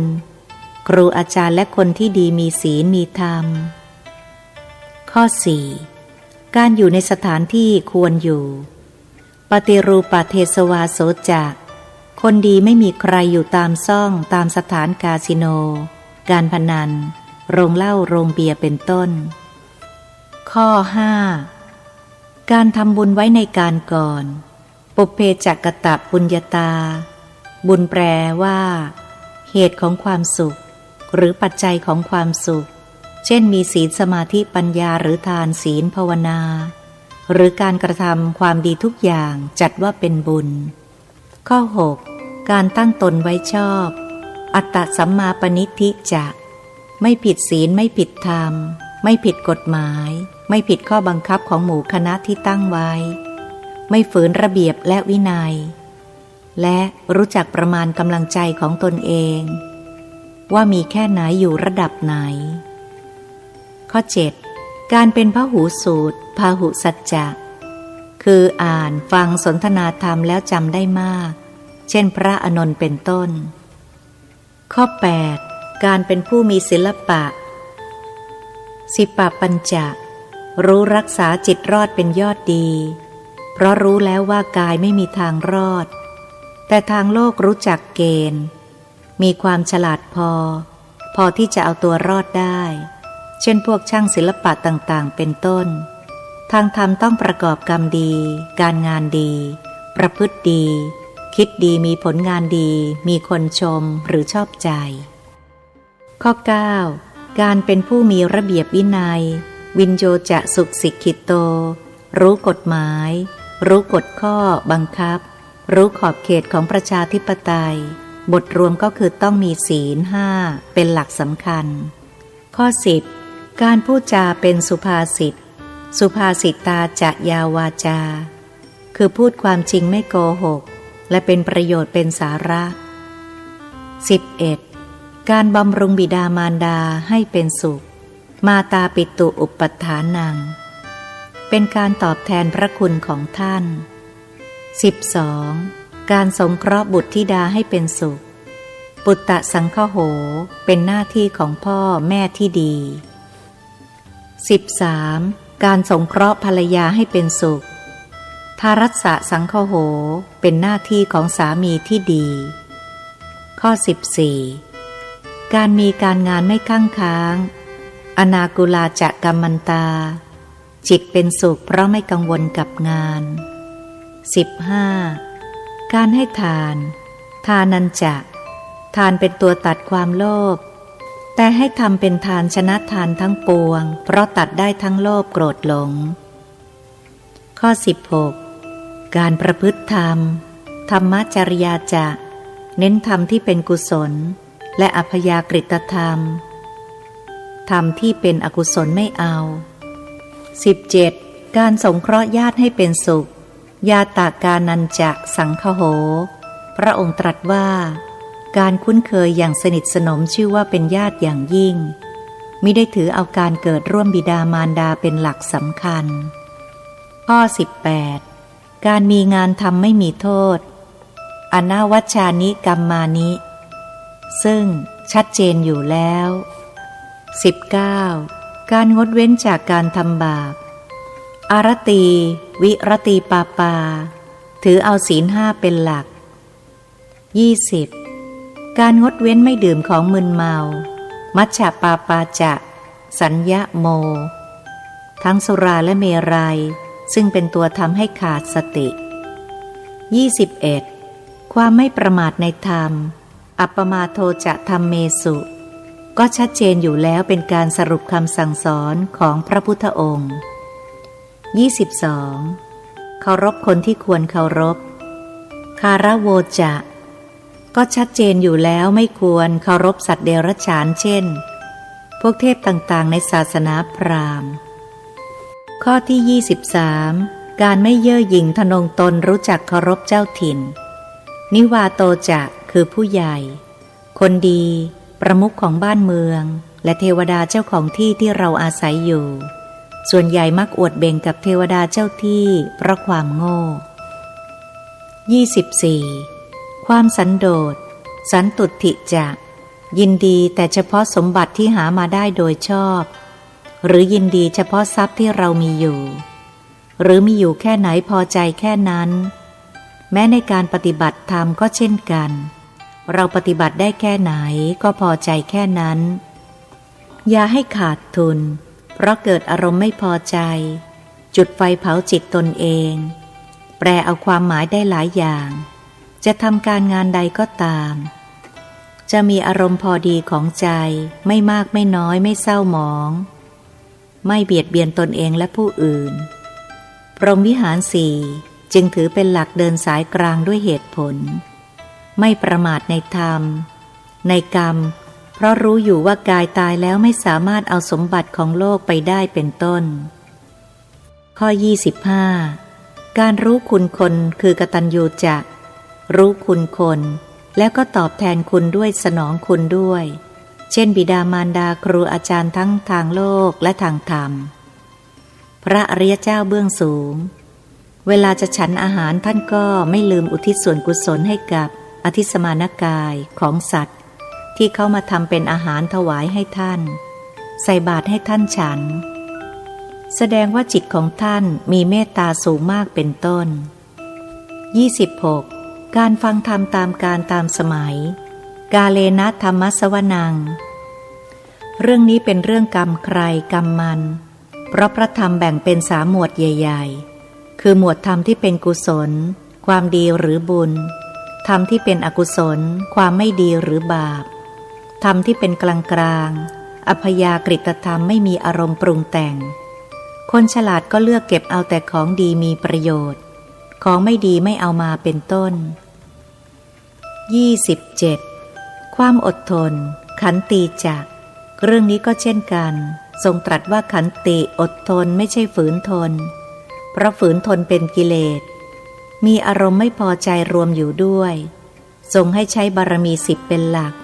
คือมีวิริยะขันติสัจจะบารมีให้ทำรวมกันทั้งนี้ต้องมีปัญญาบารมีคุมด้วยข้อ28ความเป็นผู้ว่าง่ายโสวะจัตสตาทางโลกก็เชื่อผู้ใหญ่ที่ดีเช่นพ่อแม่ครูอาจารย์เป็นต้นส่วนทางธรรมเชื่อพระพุทธเจ้าเชื่อพระธรรมคำสอนของพระองค์เชื่อพระอริยสงฆ์คือจิตของท่านเป็นพระแล้วพวกสมมุติสงฆ์ฟังหูไว้หูหากท่านพูดตรงตามพระพุทธเจ้าตรัสสอนก็เชื่อได้เลยเป็นต้น29การเห็นพระสมณะ สมนานันจะทัศนังสมณะแปลว่าผู้สงบหรือผู้ไม่มีบาปผู้มีจิตพ้นบาปกรรมแล้วการเป็นพระหรือสมณะจึงเป็นการยากเพราะต้องที่ใจไม่ใช่อยู่ที่เครื่องแบบหรือเป็นที่กายสมณะหรือพระจึงตั้งได้ทั้งสองชายและหญิงทำจุดนี้ละเอียดขอเรียนไว้สั้นๆแค่นี้ข้อ30การสนทนาธรรมตามการตามสมัยกาเลนะธรรมสากัจฉาทรงตรัสว่าพระธรรมของพระองค์เป็นอริยสัจทั้งสิ้นคือเป็นความจริงทั้งสิ้นไม่จริงก็ไม่ตรัสอย่างไรก็เป็นอย่างนั้นไม่มีการเปลี่ยนแปลงเป็นอย่างอื่นแม้แต่นานแสนนานแค่ไหนก็เป็นอย่างนี้ดังนั้นจึงทรงแนะนำให้เลือกสนทนาธรรมกับผู้มีธรรมสูงกว่าเราจะได้กำไรไม่มีทางขาดทุนข้อ31การบำเพ็ญตบะหรือการเผากิเลสให้หมดไปตโปจะผมขอสรุปว่าการปฏิบัติเพื่อให้พ้นทุกข์ในวิปัสสนาญาณ9ทรงแนะไว้2วิธีคือให้ใช้สังโยชน์10เป็นหลักโดยมีบารมี10เป็นผู้ช่วยและใช้จริต6เป็นหลักโดยมีกรรมฐานแก้จิตเป็นตัวแก้หากใช้กรรมฐานแก้ไม่ตรงจริตก็แก้ไม่ได้12การประพฤติพรหมจรรย์พรหมจริยันจะพรหมแปลว่าผู้ประเสริฐจงเป็นการประพฤติปฏิบัติแบบผู้ประเสริฐทั้งกายวาจาใจไม่ให้เกิดความโลภความโกรธความหลงด้วยศีลสมาธิปัญญาจนเกิดอธิศีลอธิจิตอธิปัญญาตามลำดับจนจิตบริสุทธิ์เหมือนพรหมเป็นต้นข้อนี้การปฏิบัติจริงๆทำได้ยากมากข้อ33การเห็นอริยสัจอริยสัจจานะทัศนังอริยแปลว่าประเสริฐบริสุทธิ์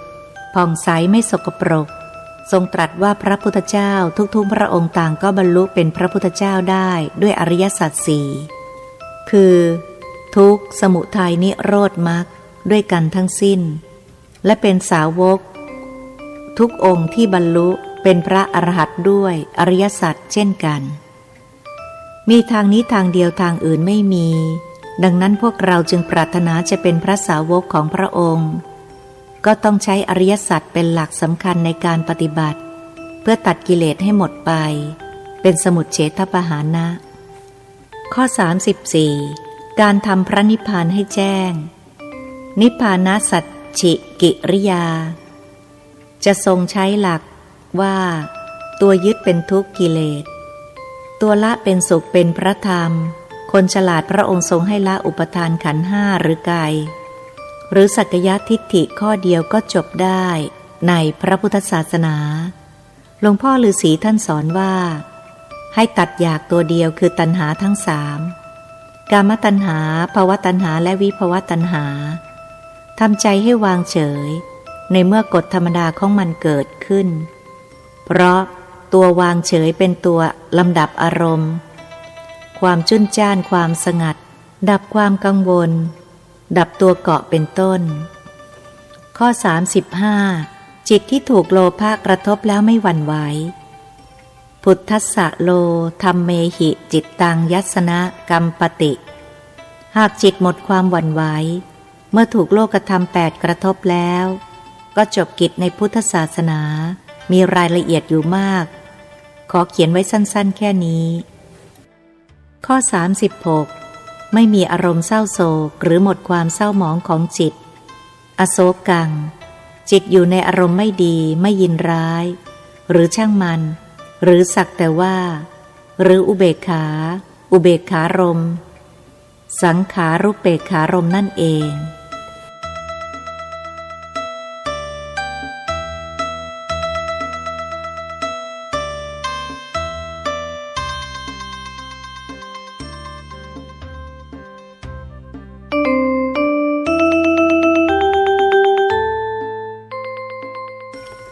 37จิตไม่ยินดียินร้ายต่อสิ่งกระทบจิตหมดความหวั่นไหวต่ออายตนะสัมผัสวิรชังจิตเป็นสุขเพราะไม่ติดไม่เกาะสมมุติ ธรรมในโลกทั้งสามมนุษยโลกเทวโลกพรหมโลกจิตเข้าสู่พระนิพพานได้โดยง่ายข้อ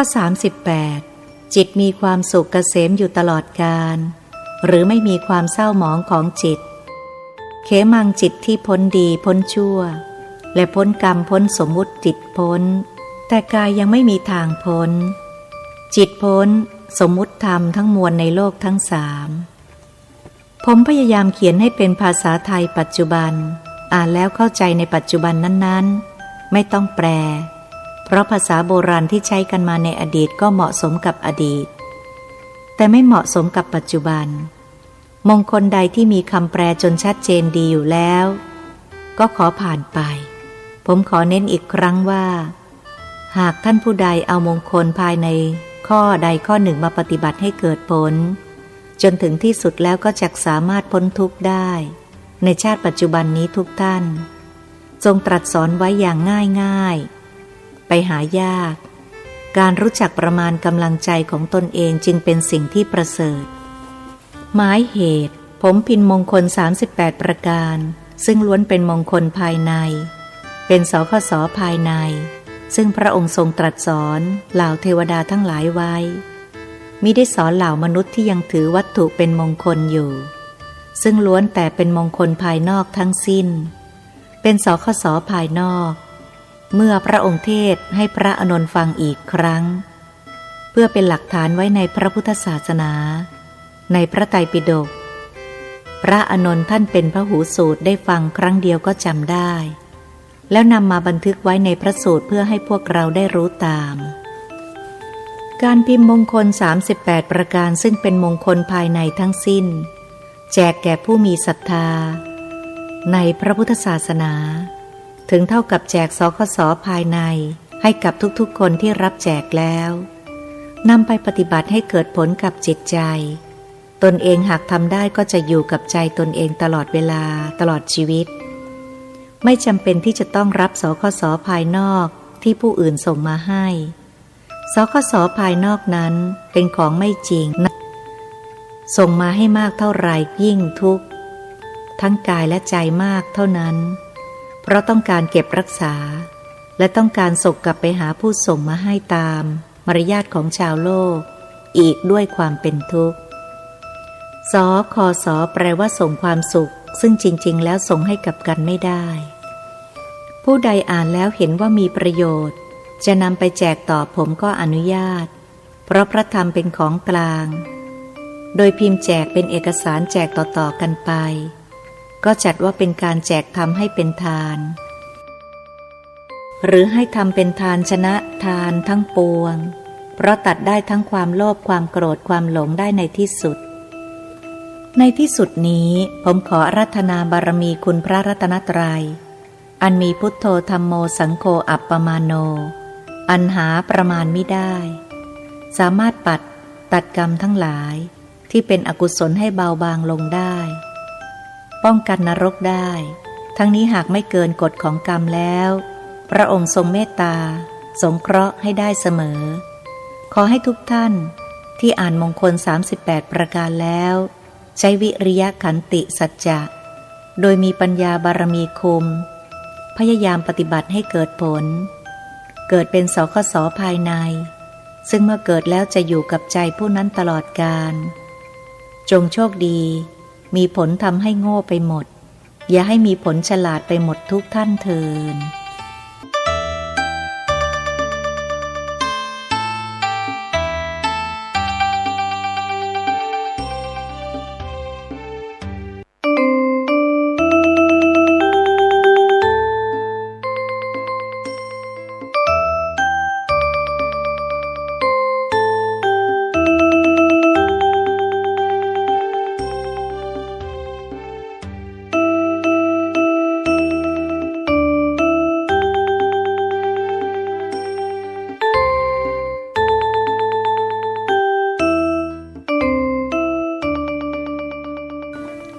ปกิณกะธรรม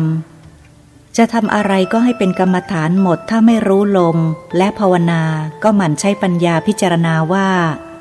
เราอาจตายได้ทุกๆขณะที่ทำงาน ให้แยกจิตออกจากการงานของกาย ให้รู้ว่าการทำงานเพื่อกายในขณะนี้อาจเป็นครั้งสุดท้ายให้เห็นทุกข์ของการเกิดมีกายหากตายเมื่อใดจิตก็ขอไปนิพพานให้ได้จุดเดียวจิตวางทุกข์วางสุขของกายที่ได้รับเป็นสังขารุปเปกขาญาณ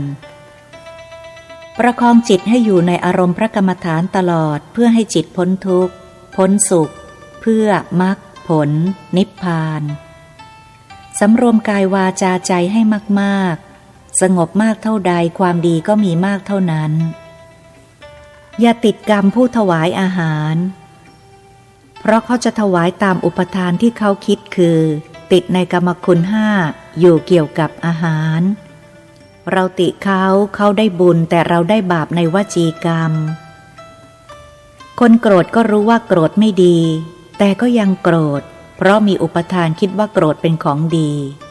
เพราะจิตมีอุปทานยังยึดดีเลวถูกผิดอยู่เท่ากับยึดอุปทานของผู้อื่นมาไว้กับใจตนเลยติดอุปทานของผู้อื่นจนเพลินเท่ากับมีอารมณ์ขี้เก็บหรือเก็บขี้เพราะคิดว่าดีผู้ตำหนิกรรมเท่ากับเมาในอดีตและอนาคตและปัจจุบันธรรมติดดีติดผิดถูกเท่ากับติดสมมุติกรรมที่ผูกพันกันเช่นเปรตประเภท12มีโมทนาได้ก็ต้องโมทนาจากญาติของตนเท่านั้นอย่าตำหนิอารมณ์เท่ากับอารมณ์ปฏิฆะเท่ากับเสียท่ากิเลส2ต่อความจริงก็คือตำหนิกรรมของตนเองยอมรับความจริงว่าทุกทั้งหมดมีได้เพราะขันธ์5เป็นเหตุการไม่เกิดมามีขันธ์5อีกจึงเป็นยอดของความสุขคือพระนิพพานพระราชพรหมยานมหาเถระหลวงพ่อฤาษีวัดท่าสุงท่านผู้ฟังคะธรรมนำไปสู่ความหลุดพ้นเล่มที่14ก็จบบริบูรณ์แล้วค่ะดิฉันเพ็ญศรีอินทรทัศน์ผู้จัดทำรายการขอกราบขอบพระคุณคุณสุทธิรักษ์สุขธรรมจากห้างธรรมสภาที่เมตตาส่งหนังสือเล่มนี้มายังรายการเพื่อออกอากาศเผยแผ่เป็นธรรมทานขอขอบพระคุณค่ะ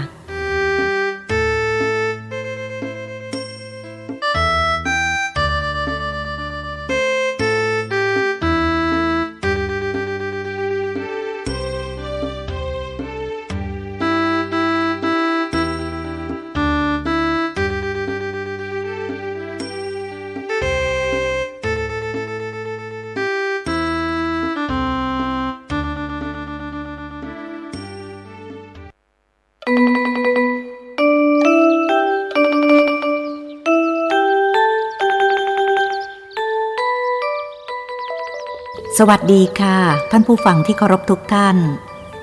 จากนี้ไปขอเชิญติดตามรับฟังชาดกในธรรมบทซึ่งเป็นประวัติของพระพุทธเจ้าในอดีตส่วนหนึ่งแปลและเรียบเรียงโดยพระธรรมกิตติวงศ์ทองดีสุระเตโชปรริยนธรรม9ราชบัณฑิตวัดราชโอรสารามเขตจอมทองกรุงเทพขอเชิญติดตามรับฟังค่ะ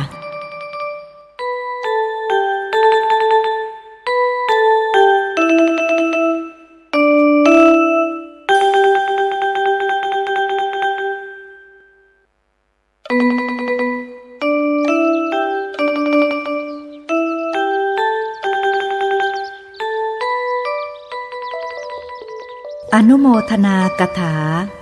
พระพุทธพจน์เป็นหลักธรรมคำสอนของพระพุทธองค์ที่ทรงแสดงไว้ในโอกาสและสถานที่ต่างๆเป็นหลักธรรมล้วนๆบ้างเป็นหลักพระวินัยข้อปฏิบัติบ้างเป็นเรื่องราวต่างๆที่เกิดขึ้นหรือประวัติความเป็นไปของบุคคลบ้างจุดประสงค์เพื่อแนะนำสั่งสอนให้เกิดประโยชน์แก่ผู้ฟังในถิ่นในที่นั้นๆทุกครั้งที่มีพระดำรัสจะหวังผลได้เป็นปัจจุบันคือการบรรลุธรรมหรือมีความเข้าใจในพระรัตนตรัยและพระดำรัสที่ชี้แจงแสดงนั้นถูกบันทึกเก็บไว้โดยความสามารถของพระอานนท์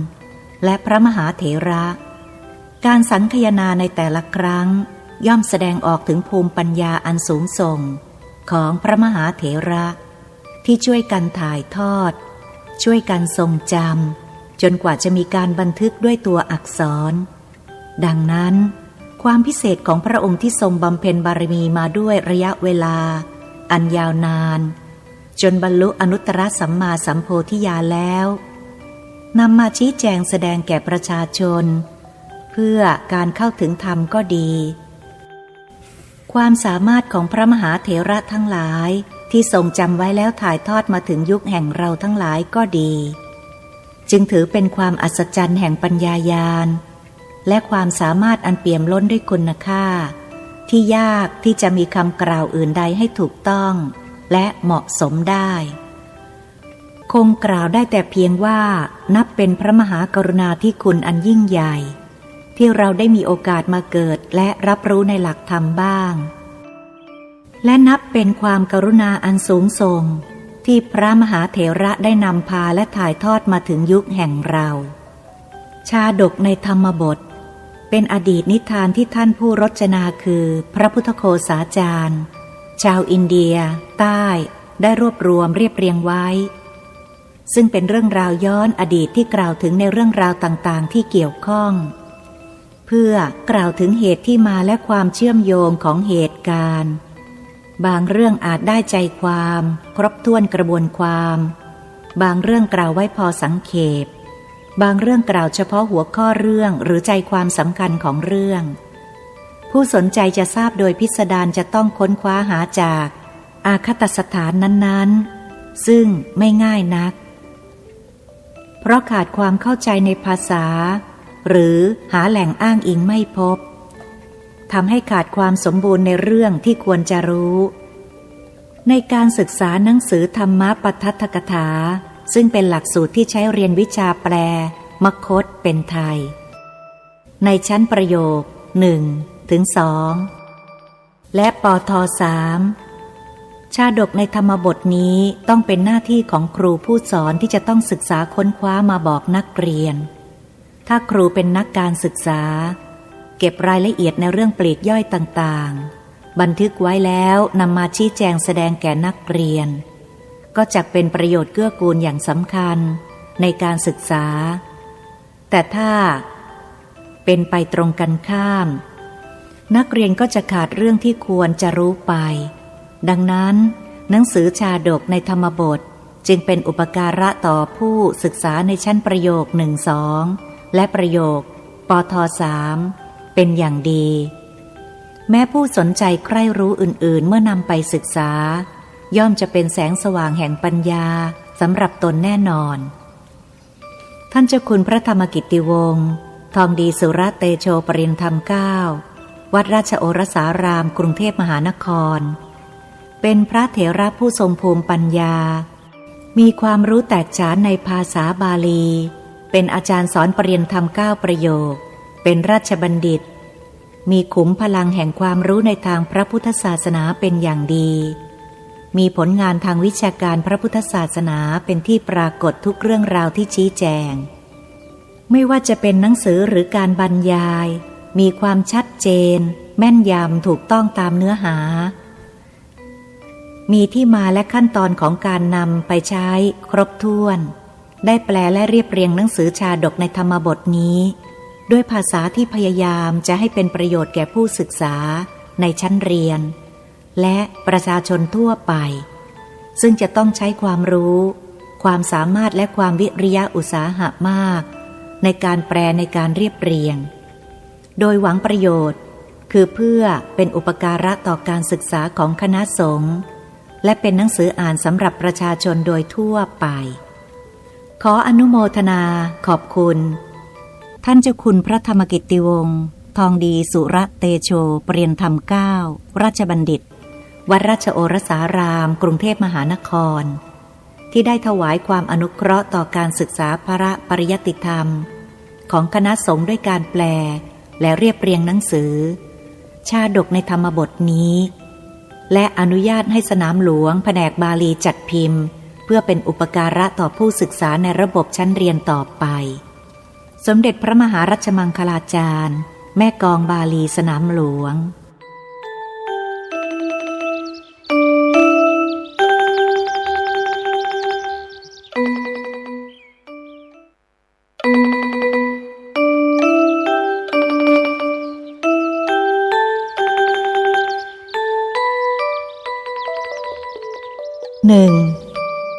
ละกุติกชาดกพลังความแค้นที่มาและมูลเหตุละกุติกชาดกอยู่ในขุทกนิกายชาดกปัญจกนิบาตมณิกุลทลวรรคถูกอ้างถึงไว้ในธรรมบทภาคที่หนึ่งยมกวรรคเรื่องโกสัมภิกวัตถุว่าพระพุทธองค์ทรงปรารภภิกษุชาวเมืองโกสัมพีที่ทะเลาะวิวาทกันด้วยสาเหตุเพียงเล็กน้อยจนกลายเป็นเรื่องราวบานปลายใหญ่โตแบบน้ำพึ่งหยดเดียวจึงตรัสชาดกนี้ความย่อว่าที่วัดโคสิตารามเมืองโกสัมพีมีพระที่มีชื่อเสียงอยู่สองรูปคือพระวินัยทรซึ่งเคร่งครัดในพระวินัยกับพระธรรมกถึกซึ่งเป็นนักเทศน์ชื่อดังแต่ละรูปมีพระลูกศิษย์รูปละ500วันหนึ่งพระธรรมกถึกเข้าไปในห้องน้ำตามปกติแต่เมื่อราดน้ำชำระแล้วเหลือน้ำชำระไว้ในภาชนะทั้งที่มีพระวินัยกำหนดไว้ว่าให้เทน้ำให้หมดไม่ให้เหลือไว้เพื่อมิให้เป็นแหล่งเพาะยุงและเพื่อให้ดูสะอาดต่อมาพระวินัยทรเข้าไปใช้ห้องน้ำเห็นน้ำเหลืออยู่ในภาชนะจึงถามพระธรรมกถึกว่าไม่รู้หรือว่าเป็นอาบัติพระธรรมกถึกยอมรับว่าไม่รู้ไม่ได้แกล้งพระวินัยทรก็บอกว่าเมื่อไม่รู้ก็ไม่เป็นไรแต่แทนที่เรื่องจะยุติแค่นั้นพระวินัยทรกลับไปบอกพวกลูกศิษย์ของตนว่าพระธรรมกถึกดีแต่เทศสอนคนอื่นแต่แค่เรื่องน้ำล้างส้วมยังไม่รู้ยังทำผิดให้เป็นอาบัติได้พวกลูกศิษย์ของพระวินัยทรได้ยินเช่นนั้นจึงไปพูดถากถางพวกลูกศิษย์ของพระธรรมกถึกว่าพระอุปชฌาย์ของพวกท่านไม่รู้อะไรต้องอาบัติแล้วก็ยังไม่รู้อีกฝ่ายพวกลูกศิษย์ของพระธรรมกถึกจึงไปถามพระอุปชฌาย์พระธรรมกถึกจึงบอกว่าพระวินัยทรพูดโกหกกลับกรอกทีแรกบอกว่าไม่เป็นอาบัติตอนหลังกลับบอกว่าเป็นใช้ไม่ได้เรื่องก็เลยบานปลายพระลูกศิษย์ของทั้งสองฝ่ายต่างก็กล่าวหาพระอุปชฌาย์ของอีกฝ่ายหนึ่ง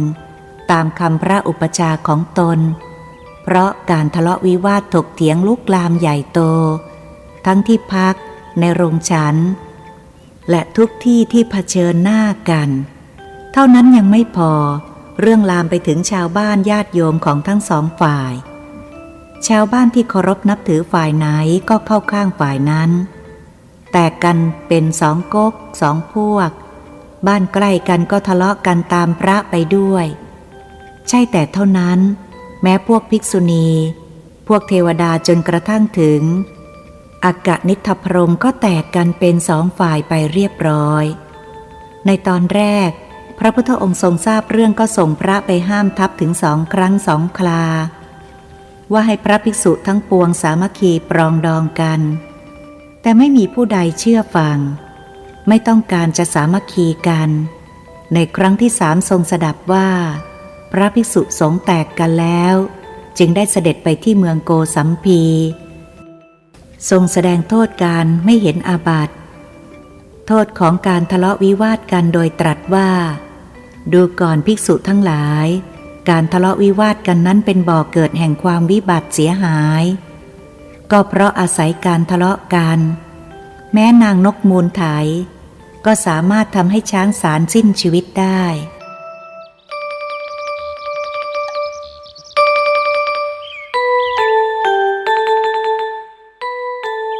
เนื้อเรื่องอตีเตในอดีตการนานมาแล้วพระโพธิสัตว์ถือกำเนิดเป็นพญาช้างสารควบคุมบริวารจำนวนมากหากินอยู่ในป่าหิมพานต์ครั้งนั้นมีนกมูลไถตัวหนึ่งวางไข่อยู่ริมหนองน้ำซึ่งเป็นทางเดินของโขลงช้างต่อมาไข่แตกฟองออกเป็นตัวนางนกก็ดูแลลูกน้อยอย่างดีเพื่อรอวันให้ลูกน้อยเติบโตบินออกไปหากินได้ต่อมาโขลงช้างได้เดินผ่านมานางนกจึงรีบบินไปขอร้องพญาช้างโพธิสัตว์ให้เดินหลบไปทางอื่นพญาช้างก็สงเคราะห์ด้วยเมตตาโดยยืนคล่อมนก2 แม่ลูกไว้ จนโขลงช้างเดินเบียดผ่านไปทั้งหมดก่อนจากไปได้กำชับให้นางนกระวังช้างโทนตัวหนึ่งที่เป็นช้างเกเรดุร้ายไม่เชื่อฟังใครแม้แต่ตนซึ่งเป็นหัวหน้าโขลงต่อมาไม่นานช้างเกเรตัวนั้นก็เดินมานางนกจึงบินไปดักหน้าขอร้องให้เดินไปทางอื่นจะได้ไม่เหยียบลูกน้อยแต่ช้างเกเรนั้นดุร้ายไม่ยอมฟังคำขอร้องซ้ำยังกล่าวดูหมิ่นอวดศักดาว่าเป็นนกน้อยขนาดนี้จะทำอะไรตนซึ่งเป็นช้างสารได้ตนสามารถเหยียบนกน้อยเช่นนางเป็นเรือนแสนด้วยเท้าซ้ายเพียงเท้าเดียวก็ยังได้ถึงแม้นางนกจะขอร้องอย่างไรก็ไม่ฟังทั้งยังเดินดุ่มไปกระทืบลูกนกแบนติดดินพร้อมทั้งถ่ายรถไว้อีกนางนกมูลไถให้เจ็บแค้นนักจึงผูกอาฆาตว่าวันนี้เป็นทีของเจ้าแล้วเจ้าจะรู้สึกถึงกำลังของนกน้อยอย่างข้าสู้สะกดกลั้นความเสียใจถึงลูกน้อยไว้ผ่านไป2-3 วันก็หาอุบายที่จะกำจัดศัตรูครั้นคิดได้แล้วก็เริ่มแผนการเริ่มแรกก็เข้าไปรับใช้กาตัวหนึ่งจนกาไว้วางใจแล้วถามความประสงค์ว่าต้องการอะไรนางนกจึงขอให้กาไปจิกตาช้างโทนเกเรตัวนั้นให้แตกทั้งสองข้างเมื่อการรับปากแล้วก็ไปรับใช้แมลงวันฝูงหนึ่งจนสนิทสนมกันแล้วขอร้องให้แมลงวันไปช่วยหยอดไข่ค้างที่ตาช้างโทนที่ถูกกาจิกแตกทั้งสองข้างแมลงวันก็รับปากจากนั้นก็ไปตีสนิทกับกบแล้วก็ขอร้องกบให้ไปร้องที่ปากเหวลึกเพื่อให้ช้างตาบอดเดินมาตกลงไปในเหวกบก็รับปากเช่นกันเป็นอันเสร็จแผนกำจัดช้างในเบื้องต้นการรับปากไว้ที่จะบินวนเวียนไปหาช้างโทนตัวนั้นจนกระทั่งพบแล้วก็ตรงเข้าจิกตาช้างจนบอดสนิททั้งสองข้างแล้วก็บินจากไปช้างตาบอดนั้นได้รับความเจ็บปวดทรมานอย่างมากตาทั้งสองมองไม่เห็นเดินสเปะสปะชนโน่นชนนี่เรื่อยไปหาอาหารกินไม่ได้เพราะมองไม่เห็นฝ่ายแมลงวันเห็นเช่นนั้นก็จึงบินไปหยอดไข่ค้างที่ตาทั้งสองข้างอีกหลายวันเข้าตาก็เริ่มเน่ามีหนอนไหลออกมาได้รับทุกข์ที่สะสมกับกรรมที่ทำไว้มันเดินโซเซอย่างหมดแรงพอได้ยินเสียงกบร้องข้างหน้าก็นึกว่ามีหนองน้ำรีบเดินดุ่มไปทางเสียงนั้นสหายกบของนางนกจึงรีบกระโดดไปร้องอยู่ที่ปากเหวช้างก็ตรงรี่เข้าไปจนพลาดตกลงไปในเหวกระแทกกับต้นไม้และหินผาสิ้นชีวิตทันทีนางนกมูลไถดีใจที่ได้ชำระแค้นบินไปเกาะที่หูช้างแล้วกรอกเสียงลงไปที่หูช้างว่านกน้อยอย่างข้าก็เอาชนะช้างสารอย่างเจ้าได้เหมือนกันพระบรมศาสดาครั้นตรัสเล่าเรื่องนี้จบแล้วก็ทรงสรุปว่าช้างโทนตัวนั้นได้มาเป็นพระเทวทัตส่วนช้างจากโขลงก็คือพระองค์เองดังนี้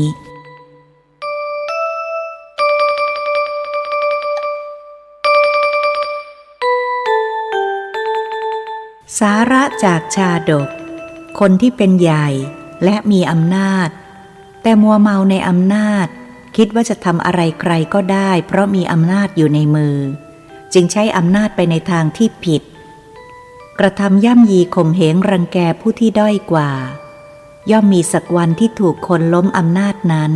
เพราะอำนาจไม่อาจอยู่ค้ำฟ้าได้ไม่ว่าใหญ่แค่ไหนก็ล้มได้เมื่อถึงเวลาแม้หากจะไม่มีใครกล้ามาล้มอำนาจหรือแก้แค้นได้ก็ไม่พึงลำพองใจยังมีอำนาจเวรกรรมที่จะมาเป็นผู้ล้มแทนเพราะถึงอย่างไรผู้ทำร้ายคนอื่นไว้ย่อมไม่อาจหลีกเลี่ยงเวรกรรมไปได้การกระทำที่รู้อำนาจนั้นเป็นการก่อเวรให้แก่ตนเองซึ่งจะมีผลติดตามไปทุกภพทุกชาติแน่นอนการสร้างเวรต่อกันไว้เป็นการสร้างพันธะหนี้ให้แก่ชีวิต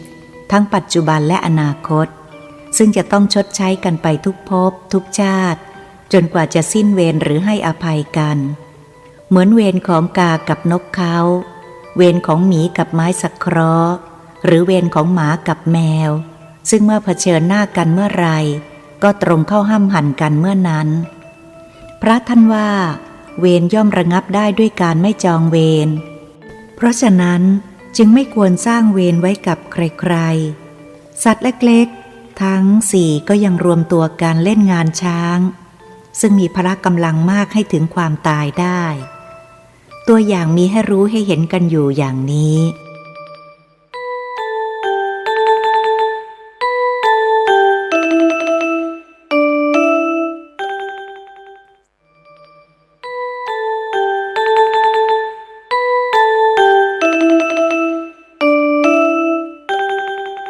2. วัตกะชาดก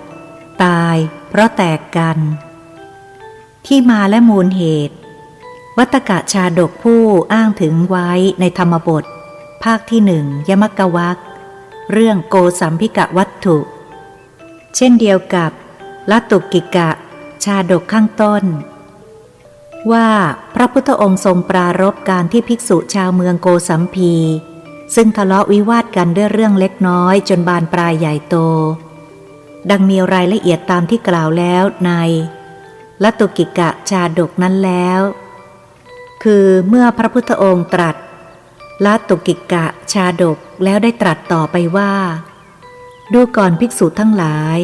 พวกเธอจงสามัคคีกันอย่าทะเลาะวิวาทกันเพราะอาศัยการทะเลาะวิวาทกันนี้เองแม้นกกระจาบตั้งหลายพันตัวก็ถึงกับสิ้นชีวิตมาแล้วต่อจากนั้นจึงได้ตรัสเล่าเรื่องนี้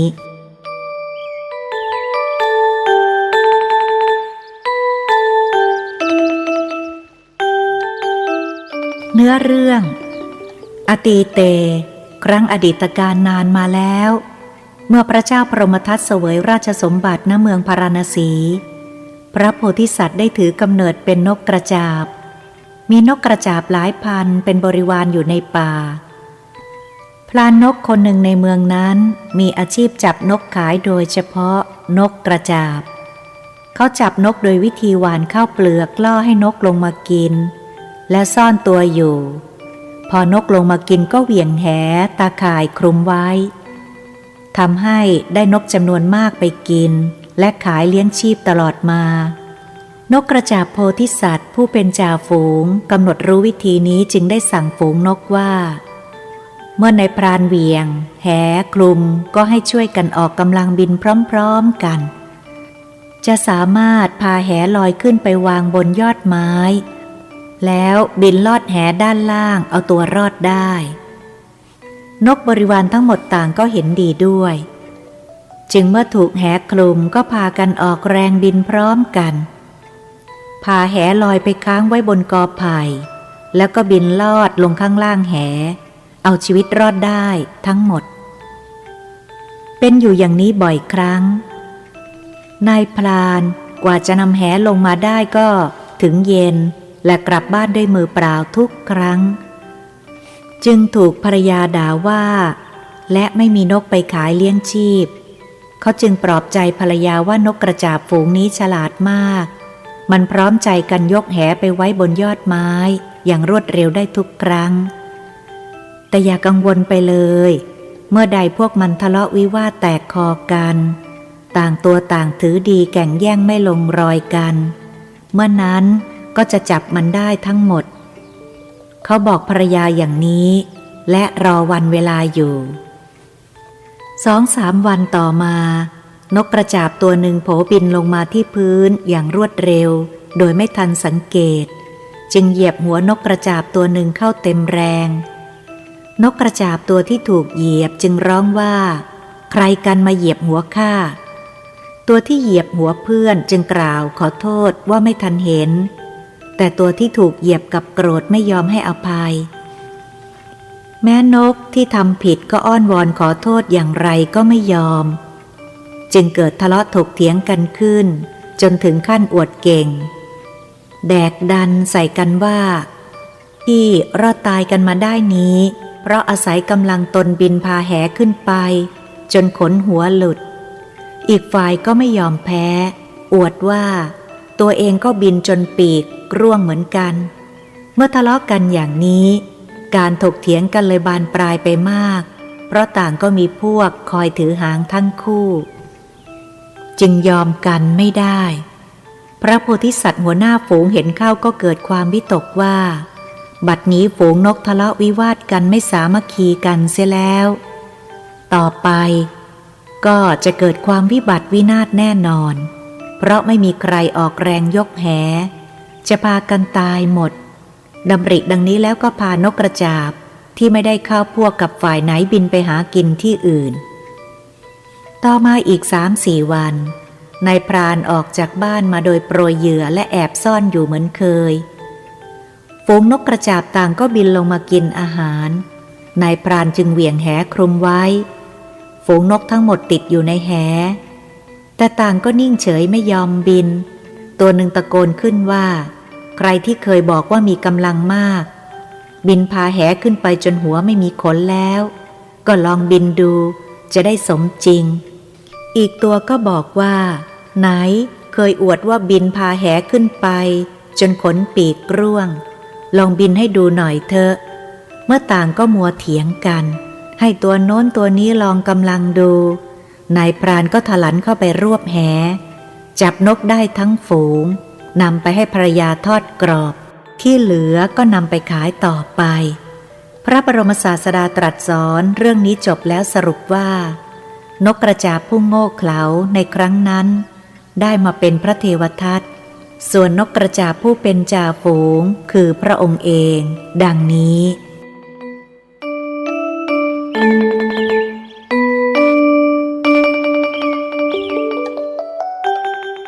สาระจากชาดก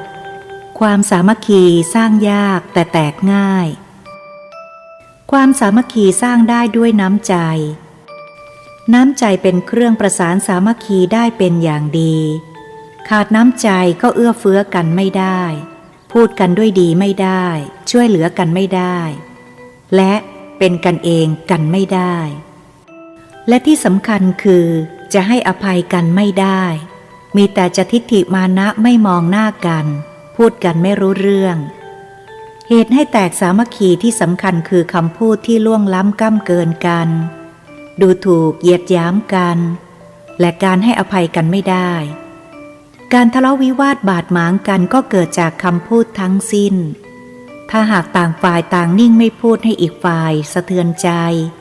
ฉะไหนจะทะเลาะวิวาทกันจนทำให้แตกสามัคคีกันถ้าต่างไม่ยอมกันต่างถือศักดิ์ศรีถือฝ่ายถือสีถือค่ายยกตัวสูงกว่าคนอื่นจะปรองดองกันไม่ได้เข้ากันไม่ได้แล้วก็แตกกันถ้ายอมกันบ้างผ่อนปรนกันบ้างลดการถือตัวลงบ้างสามัคคีก็เกิดขึ้นความสามัคคีนำมาซึ่งความสงบสุขความทะเลาะวิวาทนำมาซึ่งความวุ่นวายและความวิบัติไม่สิ้นสุดไม่มีใครได้ผลประโยชน์แท้จริงจากการทะเลาะวิวาทกันผู้ชนะก็ได้เพียงความสะใจแต่ต้องระวังตัวผู้แพ้ก็ได้แต่แค้นใจและหาทางแก้แค้นก่อเวรกันไม่สิ้นสุด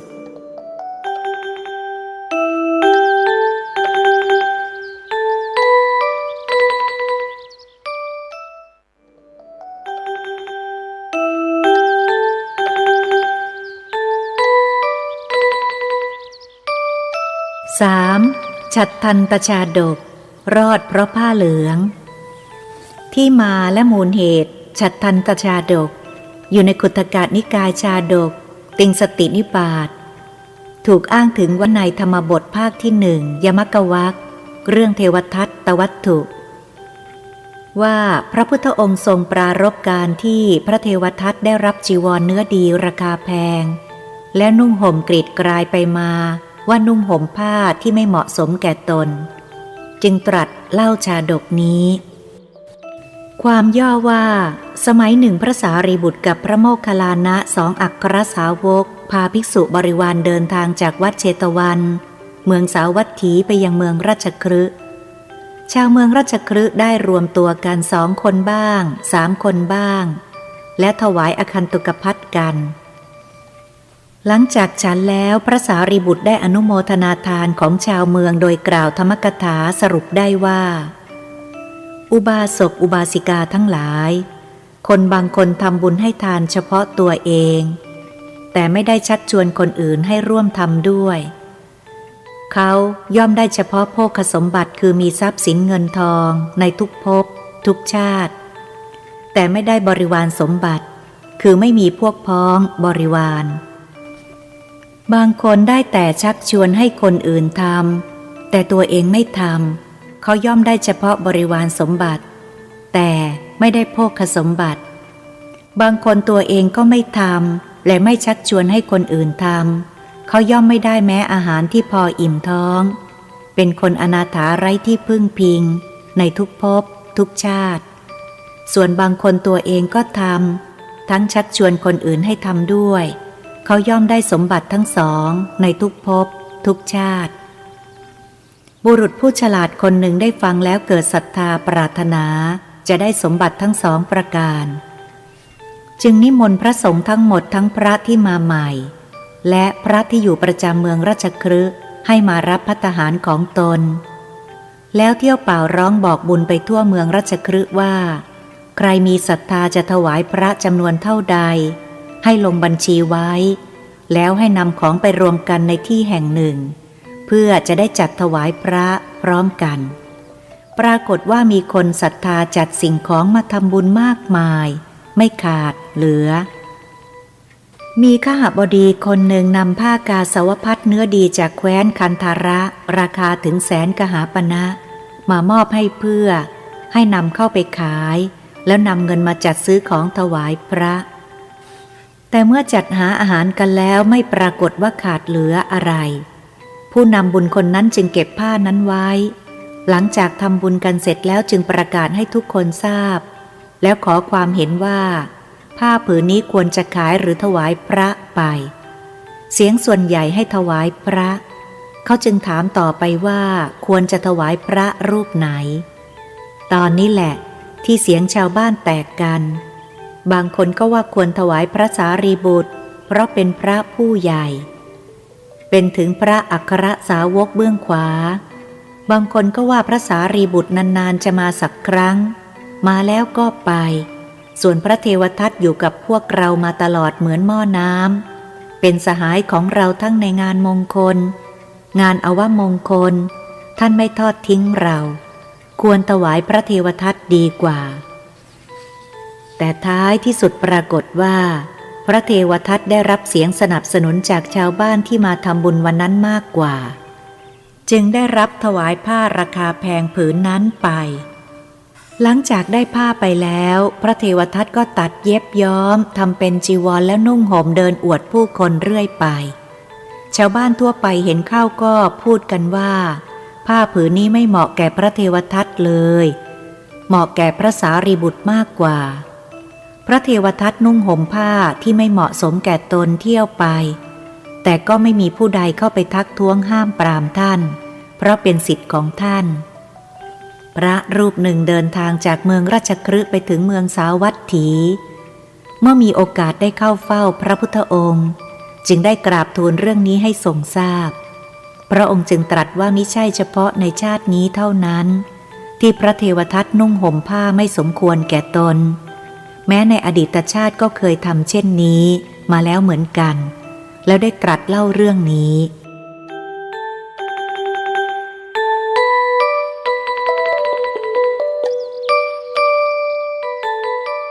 เนื้อเรื่องอตีเตในอดีตการนานมาแล้วพระโพธิสัตว์ถือกำเนิดเป็นพญาช้างอยู่ที่เชิงผาหิมพานต์ใกล้สระน้ำขนาดใหญ่น้ำใสสะอาดชื่อว่าสระฉัตรทันพญาช้างนั้นเป็นช้างขนาดใหญ่มีสีกายเผือกพองมีพลังมากมีงางอนที่สวยงามเปล่งประกายมีรัศมี6 สีตลอดเวลาบางตำราว่ามีงา6 งาจึงเรียกขานกันต่อมาว่าพญาฉัตรทันพญาช้างนั้นมีช้างพัง2 เชือกคือพังมหาสุพัทธา1พังจุลสุพัทธา1 เป็นคู่ครอง มีช้างบริวาร 8,000 คอยติดตามแวดล้อมตลอดเวลาพญาฉัตรทันและบริวารช่วยกันหาผลไม้ไปบำรุงเลี้ยงพระปัจเจกพุทธเจ้า500ที่เชิงเขาหิมพานต์เป็นประจำช้างโขลงนั้นมีความเป็นอยู่สุขสำราญกันมาตลอดมาวันหนึ่งในฤดูร้อนพญาฉัตรทันพาช้างพังทั้งสองและบริวารไปยังป่ารังที่กำลังออกดอกสะพรั่งให้พังทั้งสองยืนอยู่ใต้ต้นรังใหญ่ต้นหนึ่งและวิ่งชนต้นรังทำให้ดอกรังที่กำลังบานหล่นลงมาบังเอิญพังมหาสุพัทธาอยู่ด้านใต้ลมพังจุลสุพัทธาอยู่เหนือลม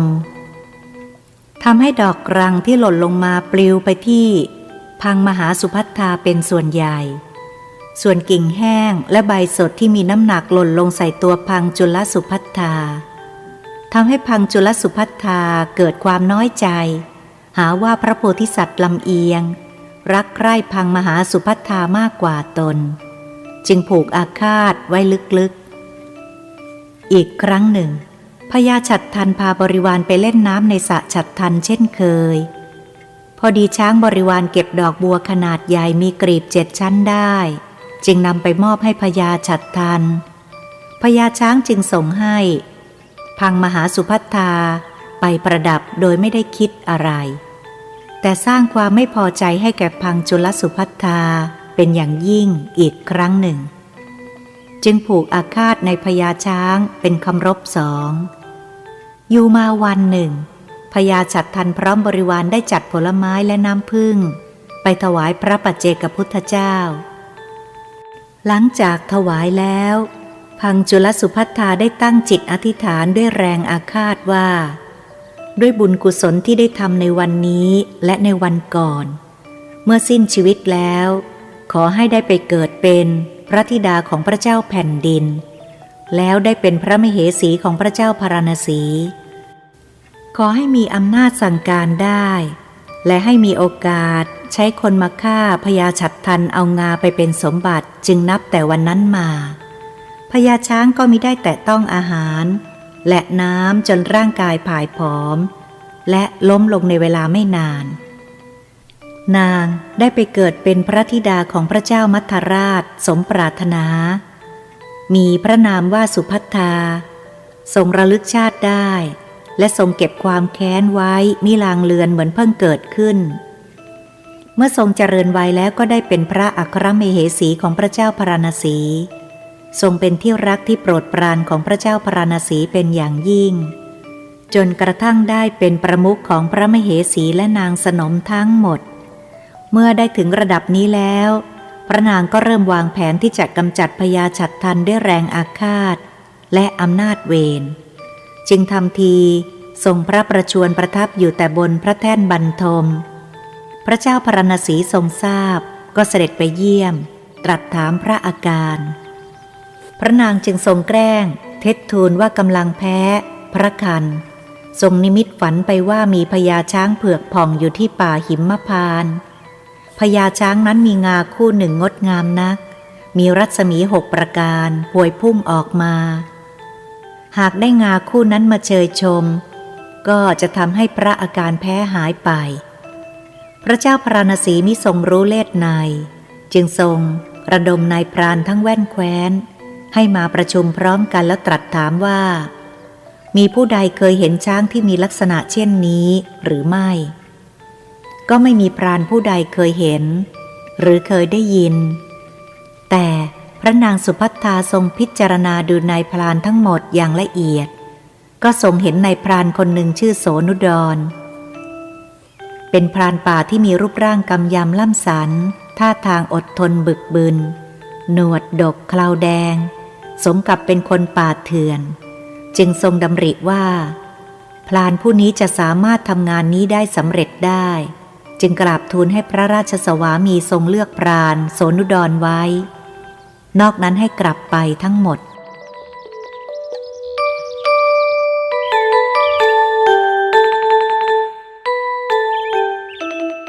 เมื่อได้ตัวแล้วพระนางก็นัดแนะพรานโสนุดรให้ไปพบ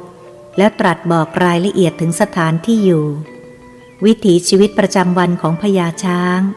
ตลอดถึงวิธีป้องกันตัวให้ทราบทุกประการและเป็นการบังเอิญอย่างยิ่งพลานสนุดรนั้นเคยเป็นคู่เวรกับพญาฉัตรทันมาหลายชาติจึงรับงานนั้นด้วยความมั่นใจแม้ในตอนแรกจะหวั่นกลัว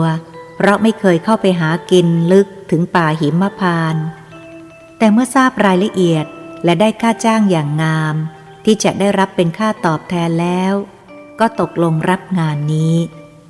หลังจากนัดแนะทบทวนสถานที่และวิธีการเสร็จสับพระนางก็จัดเตรียมเครื่องมือเครื่องป้องกันตัวอาหารและอุปกรณ์เดินป่าที่จำเป็นทุกอย่างแล้วมอบให้พรานโสนุดรไปเขาได้ออกเดินทางบุกป่าฝ่าดงขึ้นเขาลงห้วยรอนแรมเรื่อยไปตามทิศทางที่ได้รับฟังมาจนกระทั่งเข้าเขตสะฉัตรทันและมองเห็นโขลงช้างอยู่ไม่ไกลจึงแน่ใจว่ามาถูกทางแล้วจึงหยุดพักอยู่บริเวณนั้นเขาบุกบั่นมาด้วยอำนาจความโลภในผลตอบแทนและอำนาจเวรที่เคยมีต่อกันระหว่างตนกับพระโพธิสัตว์กินเวลาไปถึง7 ปี7 เดือนกับอีก7 วันแต่ความพยาบาทของเขาหาได้ลดละลงไม่เขาพักอยู่บริเวณนั้นคอยติดตามโขลงช้างไปห่างๆจนจดจำรายละเอียดได้ว่าพญาช้างเดินทางนี้ลงอาบน้ำตรงนี้ครั้นอาบเสร็จก็จะขึ้นมายืนตรงนี้จะทำอย่างนี้เป็นต้นเมื่อเห็นว่ากิจวัตรประจำของช้างเป็นอย่างนี้จึงเริ่มทำงานในตอนแรกเขาตัดต้นไม้แล้วทอนเป็นท่อนๆนำมากองไว้ที่ริมทางพอโขลงช้างขึ้นจากสระลับไปแล้วเขาก็เริ่มลงมือขุดหลุมตรงที่พญาช้างยืนเป็นประจำหลังจากขึ้นจากสระได้หลุมลึกพอที่คนจะยืนอยู่ได้สบายเสร็จแล้วก็นำท่อนไม้มาพาดปกปากหลุมเว้นช่องไว้พอให้คนลอดลงไปและเห็นข้างบนได้กลบด้วยดินแล้วโปรยใบไม้ทับลงไปเพื่อกลบร่องรอยตรงช่องที่เว้นไว้ก็ใช้ท่อนไม้มาปิดไว้พอเป็นพิธีไม่มีพิรุธเขาทำงานทั้งคืนจนกระทั่งถึงรุ่งสางทุกอย่างก็เรียบร้อยเมื่อถึงเวลาลงเล่นน้ำพญาฉัตรทันก็พาบริวารลงเล่นน้ำตามปกติพลานโสนุดรก็รีบมุดตัวลงไปในหลุมพร้อมทั้งนำผ้ากาสาวพัสที่มีพระนางสุภัทธามอบให้มาคลุมร่างยืนถือธนูอาบยาพิษชนิดแรงรอเวลาอยู่จนกระทั่งบ่ายคล้อยพญาฉัตรทันก็ขึ้นจากสระมีพังมหาสุภัทธาเคียงข้างมีบริวารคุ้มกันเต็มที่พญาฉัตรทันหยุดยืนคล่อมปากหลุมพอดีเพื่อตากลมให้กายแห้ง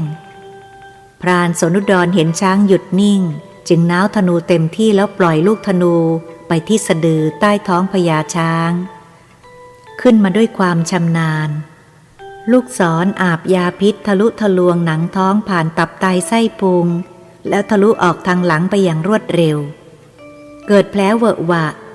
ทั้งใต้ท้องและสันหลังเลือดไหลทะลักทางปากแผลนองไปเหมือนน้ำย้อมผ้าที่ไหลออกจากหม้อย้อมผ้าพญาช้างไม่อาจทนต่อทุกขเวทนาได้ถึงกับร้องกึกก้องโกนจนาดไปทั่วสกลบรรพตถึง3 ครั้งเหล่าบริวารทั้ง8ได้ยินเสียงนั้นดังก็ตกใจสะดุ้งกลัวต่อมรณภัยจึงวิ่งพล่านโกลาหลไปทั่วบริเวณพอเห็นพญาช้างมีอาการเช่นนั้นก็ทราบว่ามีศัตรูบุกรุกเข้ามาจึงแยกย้ายกันไปตามหาปัจจามิตรเพื่อทำลายเสียเหลือเพียงพังมหาสุภัทธาที่ไม่ยอมทิ้งพญาช้างไปไหนยืนเคียงข้างคอยปลอบใจอยู่พระโพธิสัตว์พยายามตั้งสติอดกลั้นต่อทุกขเวทนาพิจารณาว่าลูกศรนี้ถูกยิงมาจากทิศทางใดหากมาทางซ้ายหรือทางขวาลูกศรก็จะเข้าทางสีข้างหากมาจากยอดไม้ก็จะถูกส่วนหลังแต่นี่ลูกศรเข้ามาทางสะดือทะลุหลังแสดงว่าศัตรูต้องหลบอยู่ใต้ดินลองใช้เท้ากระชุ่นดูก็รู้ว่าศัตรูอยู่ในหลุม แต่เพื่อให้เป็นความลับจึงขอร้องให้พังมหาสุภัททาไปช่วยค้นหาศัตรู เมื่อนางไปแล้วพระโพธิสัตว์จึงใช้เท้ากระชุ่นดินจนท่อนไม้กระเด็นออกไปและแลเห็นศัตรูผู้ใจบาปตัวสั่นอยู่ในหลุมตอนแรกพระโพธิสัตว์เจ้าเกิดโทสะจริตคิดจะจับขึ้นมาฟาดเสียให้ตายแต่พอได้เห็นผ้ากาสาวพัสอันเป็นธงชัยของพระฤาษีอรหันตเจ้าที่คลุมตัวศัตรูอยู่ก็เกิดความรู้สึกขึ้นมาทั้งที่ได้รับทุกขเวทนาอยู่ว่าอันธงชัยของพระอรหันต์เป็นสิ่งที่สัตว์บุรุษคนดีไม่พึงทำลายควรเคารพสักการะโดยส่วนเดียวแท้ความรู้สึกนี้ได้ทำลายโทสะจริตคิดจะฆ่าเสียสิ้นจึงพระโพธิสัตว์ใช้งวงจับนายพรานนั้นขึ้นมาวางไว้ตรงหน้าก่อนที่จะสนทนาไต่ถามนายพรานได้กล่าวขึ้นก่อนว่า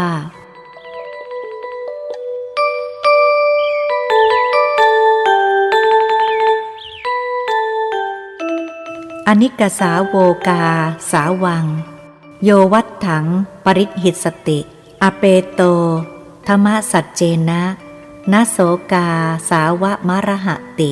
โยจะวัตกะสาวัสสะสีเลสุสุสมาหิโตอุเปโตธรรมสัจเจนะสเวกาสาวะมรหติผู้ใดยังไม่หมดกิเลสดุจน้ำฝาดปราศจากความข่มใจและความจริงใจจักมานุ่งผ้าห่มกาสาวพัสผู้นั้นย่อมไม่สมควรจะนุ่งห่มผ้ากาสาวพัสส่วนผู้ใดมีกิเลสดุจน้ำฝาดจืดจางแล้วตั้งมั่นอยู่อย่างดีแล้วในศีลประกอบด้วยความข่มใจและความจริงใจผู้นั้นแลสมควรจะนุ่งห่มผ้ากาสาวพัสหลังจากนั้นพญาช้างได้สู้อดกลั้นความเจ็บปวดไว้และถามนายพรานว่าเดินทางไกลมาฆ่าตนเพื่อต้องการอะไรใครใช้ให้มานายพรานตอบว่าเพื่อต้องการงาไปถวายพระนางสุภัททาพระมเหสีพระเจ้าพาราณสีโดยพระนางเป็นผู้ใช้ให้มาพร้อมทั้งบอกหนทางวิธีการฆ่าและตระเตรียมสิ่งของให้ทุกอย่างพระโพธิสัตว์ก็ทราบทันทีว่านางคงเป็นพังจุลสุภัททากลับชาติมาเกิดและต้องการแก้แค้นตนจะได้ประสงค์งาไปเป็นเครื่องประดับก็หาไม่เพราะนางเองก็ทราบดีว่างาเช่นนี้ของบรรพบุรุษที่ถูกเก็บซ่อนไว้ในถ้ำก็มีอยู่เป็นจำนวนมากหากนางปรารถนาก็ไม่จำเป็นต้องฆ่าเราให้พรานมาขอหรือมาลักเอาไปก็ย่อมได้แต่นี่นางประสงค์ต้องการชีวิตเราเพียงอย่างเดียวเท่านั้นเมื่อทราบชัดดังนี้เพื่อตัดเวรที่มีต่อกันให้หมดสิ้นไปพระโพธิสัตว์จึงบอกให้นายพรานรีบตัดงาทั้งสองไปถวายพระนางก่อนที่ตนจะตายนายพรานดีใจรีบนำเลื่อยออกมาพญาช้างก็ย่อตัวลงให้นายพรานเลื่อยงาได้ง่ายนายพรานต้องการได้งายาวจนสุดโคนจึงเพิกหนังที่หุ้มงาขึ้นแล้วง้างปากพญาช้างขึ้นสอดเลื่อยเข้าไปถึงโคนงาในปากแล้วก็ลงมือชักเลื่อยไปมาสร้างความเจ็บปวดแสนสาหัสให้แก่พญาช้างแต่ก็มิได้ร้องออกมาด้วยเกรงว่าเสียงร้องจะทำให้ช้างบริวารวิ่งกลับมาทำร้ายนายพรานงานั้นแม้นายพรานจะเลื่อยจนหมดแรงก็ไม่ขาดเพราะแข็งมากมีขนาดใหญ่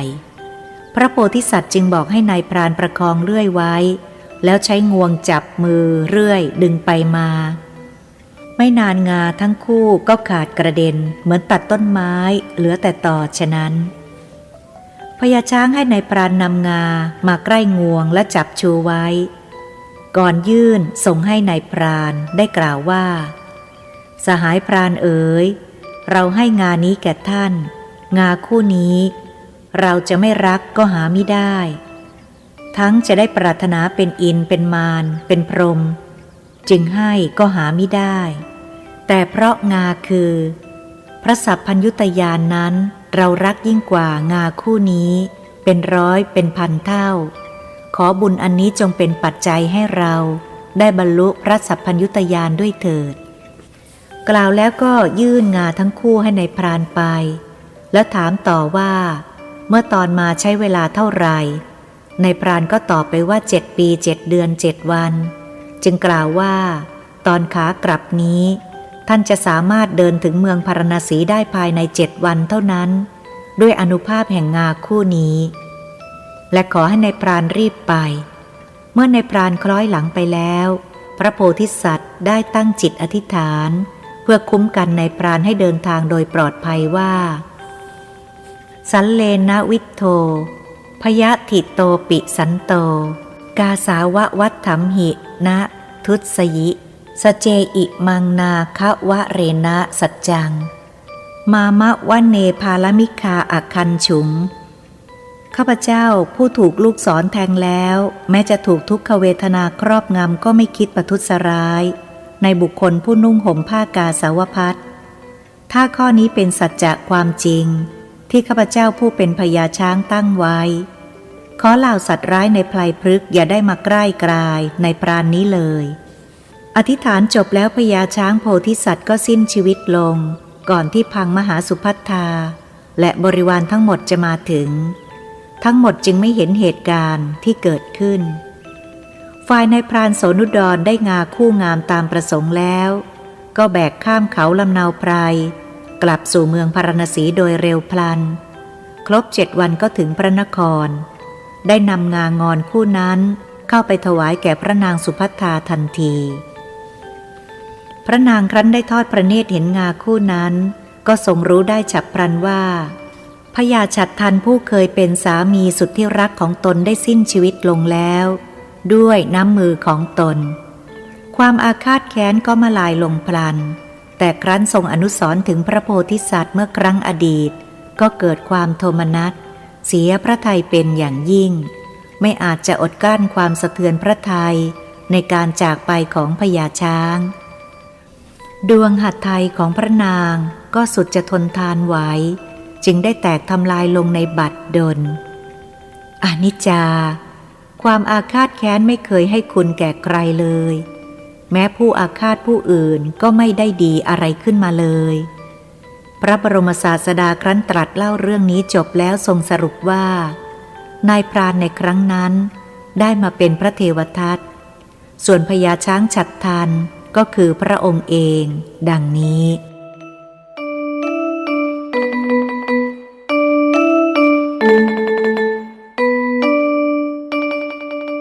สาระจากชาดก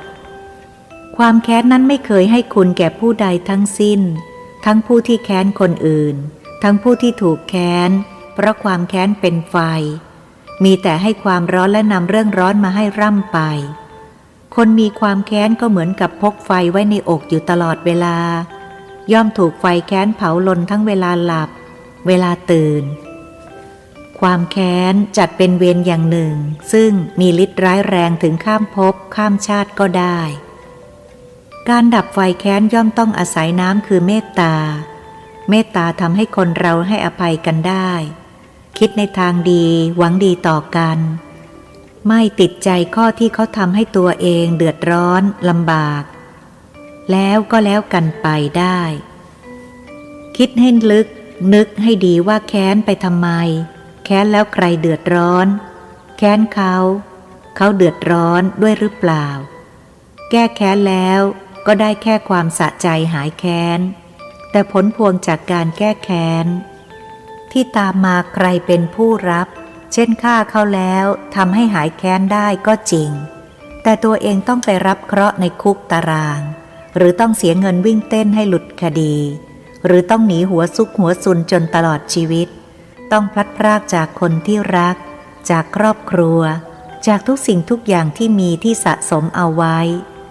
มันคุ้มกันกับความสะใจที่ได้รับจากการแก้แค้นหรือไม่คิดให้ลึกคิดให้ดีจะเกิดความสว่างขึ้นเองและจะละลายความแค้นลงไปได้เรื่อยๆจนให้อภัยเลิกแล้วต่อกันได้ในที่สุด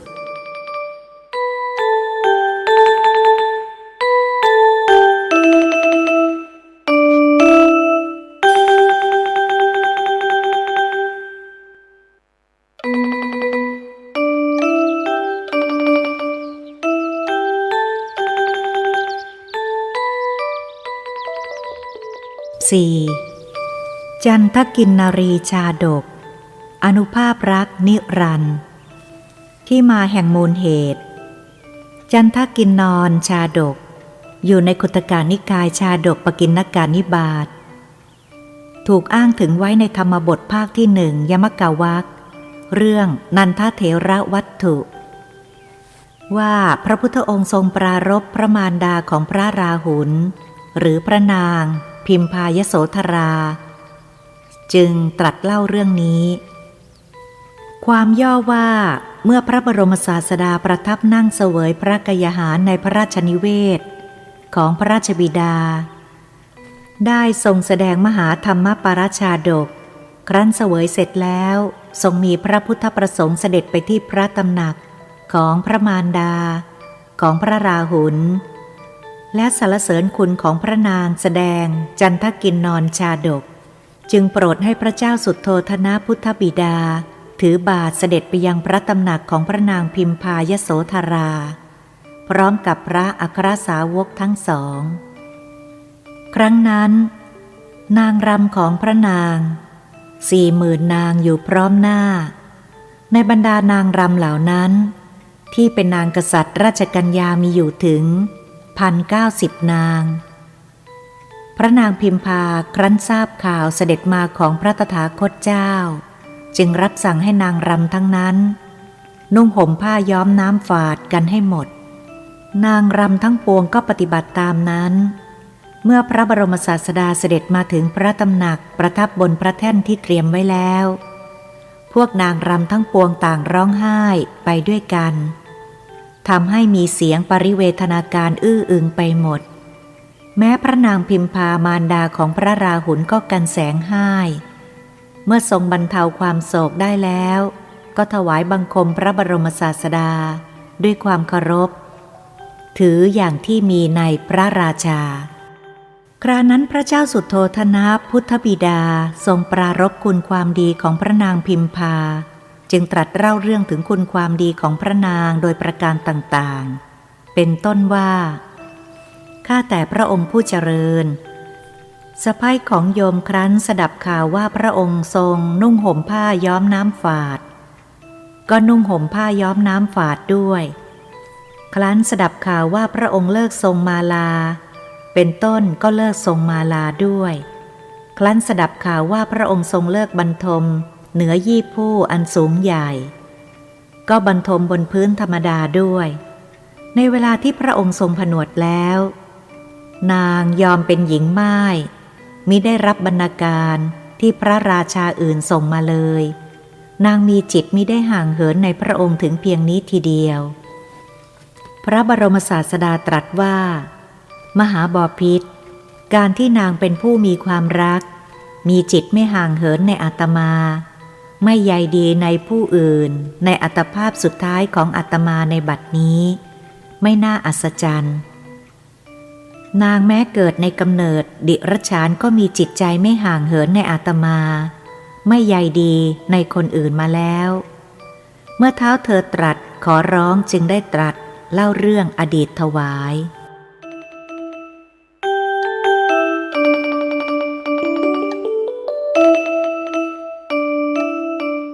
เนื้อเรื่องอตีเตในอดีตการนานมาแล้วครั้งพระเจ้าพรหมทัตเสวยราชสมบัติณเมืองพาราณสีพระโพธิสัตว์ถือกำเนิดเป็นกินนอนอยู่ในป่าหิมพานต์เธอมีภรรยาชื่อว่าจันทา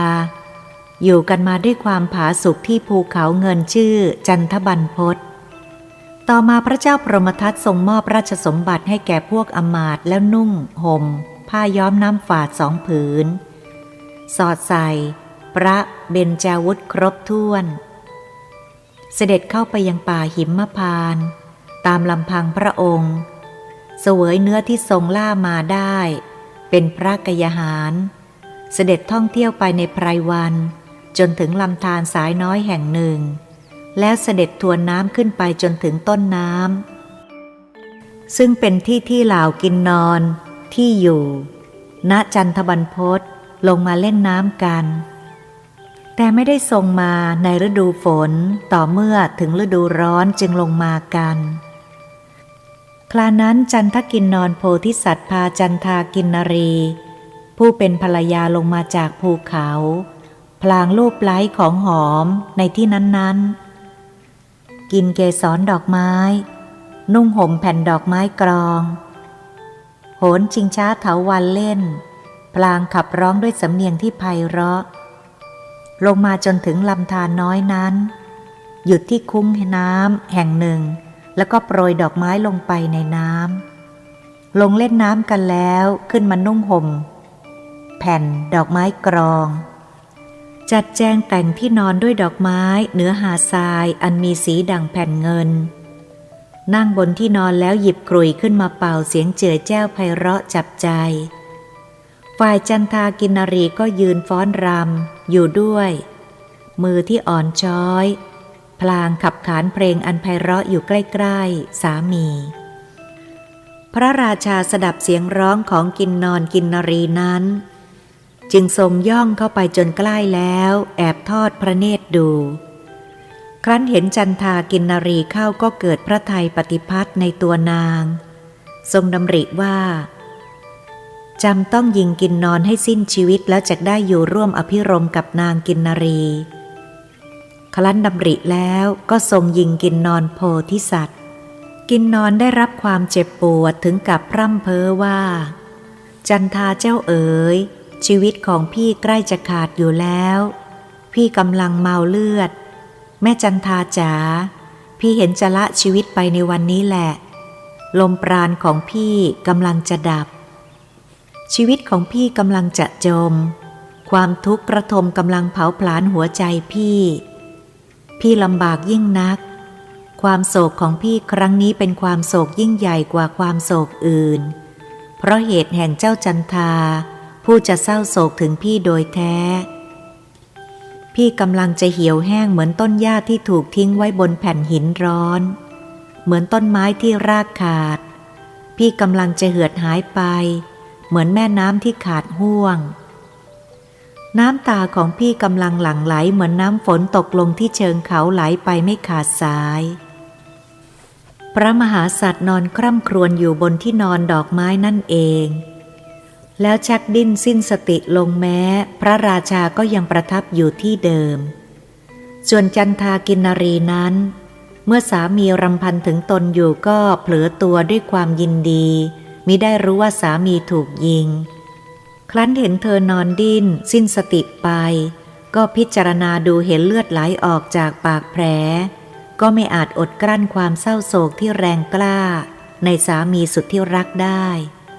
จึงร่ำไห้ด้วยเสียงอันดังฝ่ายพระราชาครั้นเห็นกินนอนแน่นิ่งไปก็เข้าพระทัยว่าตายแล้วจึงได้ปรากฏพระองค์ออกมานางจันทากินนรีเห็นเท้าเธอแล้วถึงกับตัวสั่นด้วยคิดว่าสามีสุดที่รักของเราคงถูกโจรผู้นี้ยิงเอาแล้ว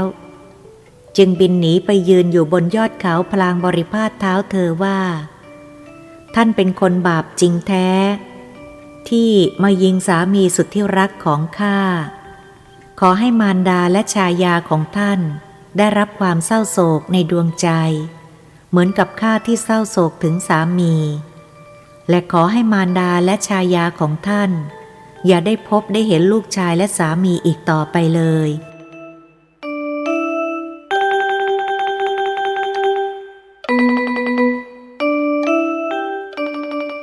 เท้าเธอสดับดังนั้นจึงตรัสปลอบใจนางว่าอย่าเศร้าโศกเสียใจไปเลย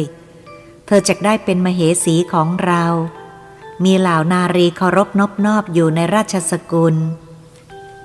นางจันทากินนรีได้ฟังดังนั้นจึงตอบไปว่าช้าๆเจ้าราชบุตรเอ๋ยถึงแม้ว่าข้าจะต้องตายก็ยอมแต่จะไม่ขอยอมเป็นของท่านผู้ฆ่าสามีของเราผู้ไม่มีความผิดเพราะต้องการตัวข้าเมื่อได้สดับดังนั้นพระราชาถึงกับหมดความเสน่หาตรัสตอบไปว่าแม่นางกินนรีผู้ขี้ขลาดรักแต่จะอยู่รอดเชิญเจ้าเข้าป่าหิมพานต์ไปกินกฤษณาและกะลำพักเถิดสัตว์ป่าอื่นๆคงจักยังยินดีเจ้าหรอก ตรัสแล้วก็เสด็จจากไปยังหมดเยื่อใยนางจันทากินนรีเห็นพระราชาเสด็จจากไปแล้วก็ลงมากอดพระโพธิสัตว์สามีอุ้มขึ้นไปวางไว้บนพื้นยอดเขายกศีรษะไว้บนท่อนขาพลางร่ำไห้สะอึกสะอื้นรำพันไปต่างๆว่าพี่กินนอนเจ้าขาภูเขาเหล่านี้ซอกเขาเหล่านี้และถ้ำเหล่านั้นก็ยังอยู่เหมือนเดิมเมื่อน้องไม่เห็นพี่ในที่นั้นๆจะทำอย่างไรเล่าพี่จ๋าพี่กินนอนเจ้าขา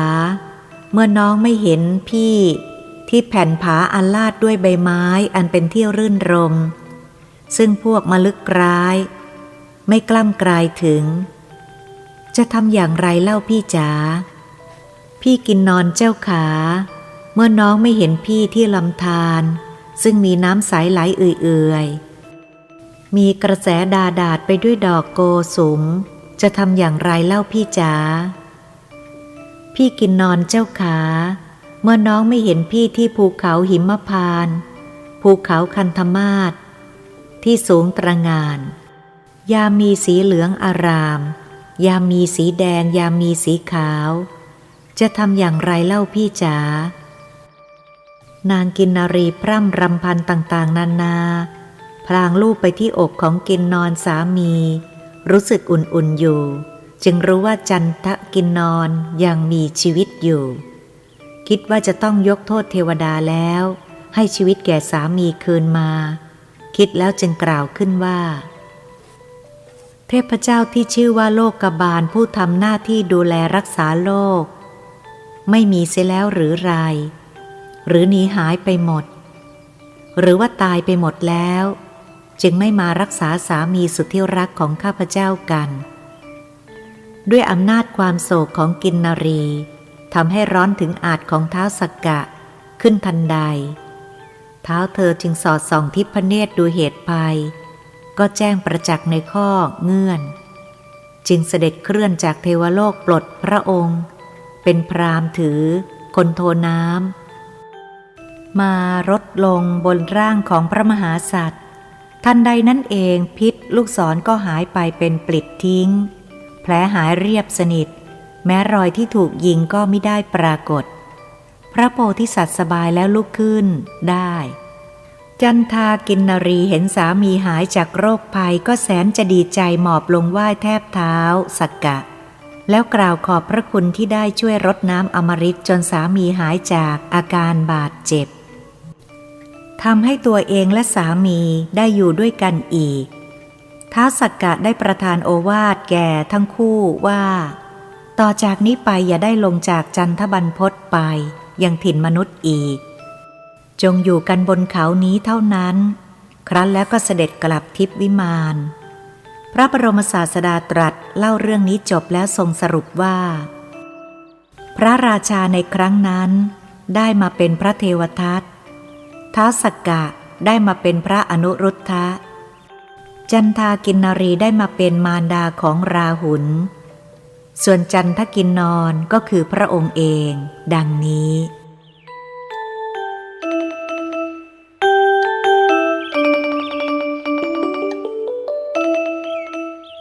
สาระแห่งชาดกอันภรรยาผู้สมควรได้รับยกย่องว่าเป็นผู้ประเสริฐเป็นยอดภรรยานั้นคือภรรยาที่ซื่อสัตย์จงรักภักดีต่อสามีไม่เสื่อมคลายมีความรักมั่นคงไม่เปลี่ยนแปลงแม้สามีจะสิ้นชีวิตไปก็ไม่หวั่นไหวไปตามอารมณ์แม้สามีจะอยู่ห่างไกลก็ครองตัวครองใจไว้มั่นคงไม่คิดเป็นอื่นแม้จะมีสิ่งล่อใจเป็นยศศักดิ์หรือทรัพย์สินมหาศาลก็ไม่ยินดีความรักของภรรยาผู้ซื่อสัตย์ย่อมเป็นความรักที่เป็นอมตะเสมอต้นเสมอปลายไม่มีอะไรมาทำให้หวั่นไหวเปลี่ยนแปลงได้ภรรยาผู้ร่วมสุขร่วมทุกข์ไม่ทอดทิ้งกันในยามยากไม่ตีจากยามอับจนจัดเป็นกัลยาณมิตรของสามีที่สามีพึงให้เกียรติยกย่องให้ความสำคัญเพราะมิใช่จะหาได้ง่าย ในโลกปัจจุบันอำนาจความซื่อสัตย์ความจงรักภักดีและความห่วงหาอาทรในสามีนั้นมีพลังมีอำนาจทำให้พ้นเหตุเพศภัยและทำให้มีความเกษมสวัสดีได้อย่างน่าอัศจรรย์ประสบการณ์เช่นนี้ย่อมประจักษ์แก่ภรรยาผู้มีคุณความดีดังกล่าวสมบูรณ์มาแล้วด้วยกัน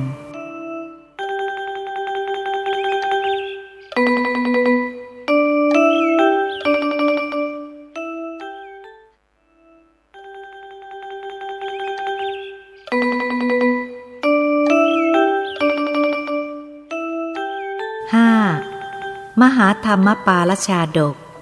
มั่นใจจึงไม่เชื่อที่มาและมูลเหตุมหาธรรมปาลชาดกอยู่ในขุทกนิกายชาดกทัศกนิบาตถูกอ้างถึงไว้ในธรรมบทภาคที่1ยมกวรรคเรื่องนันทเถระวัตถุว่าพระพุทธองค์ทรงปรารภการที่พระเจ้าสุโธทนะพุทธบิดาไม่ทรงเชื่อเมื่อมีผู้มากราบทูลว่าพระสิทธัตถราชโอรสที่ออกผนวดสิ้นพระชนแล้วแม้จะนำกระดูกมาแสดงก็ไม่ทรงเชื่อแล้วตรัสชาดกนี้ความย่อว่า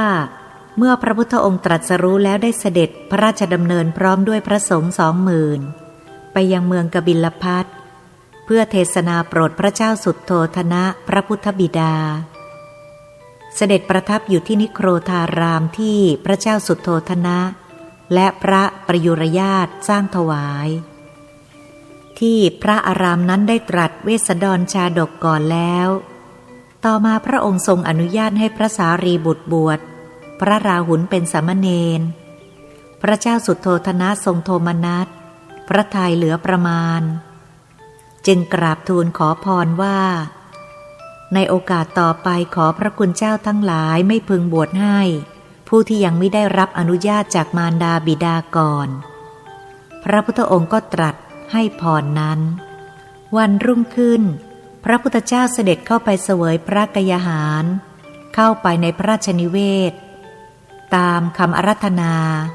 พระเจ้าสุโธทนะประทับอยู่ใกล้ๆได้ตรัสเล่าว่า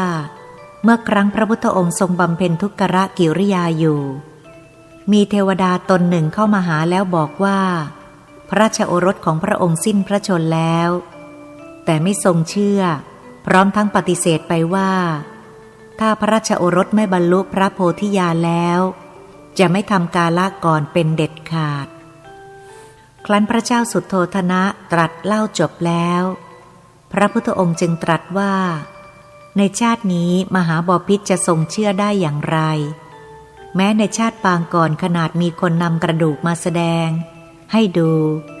มหาบพิตรก็ยังไม่เชื่อในตระกูลของเราคนที่ล้มตายในวัยรุ่นไม่มีต่อจากนั้นก็ทรงนำเรื่องนี้มาเล่าโดยละเอียด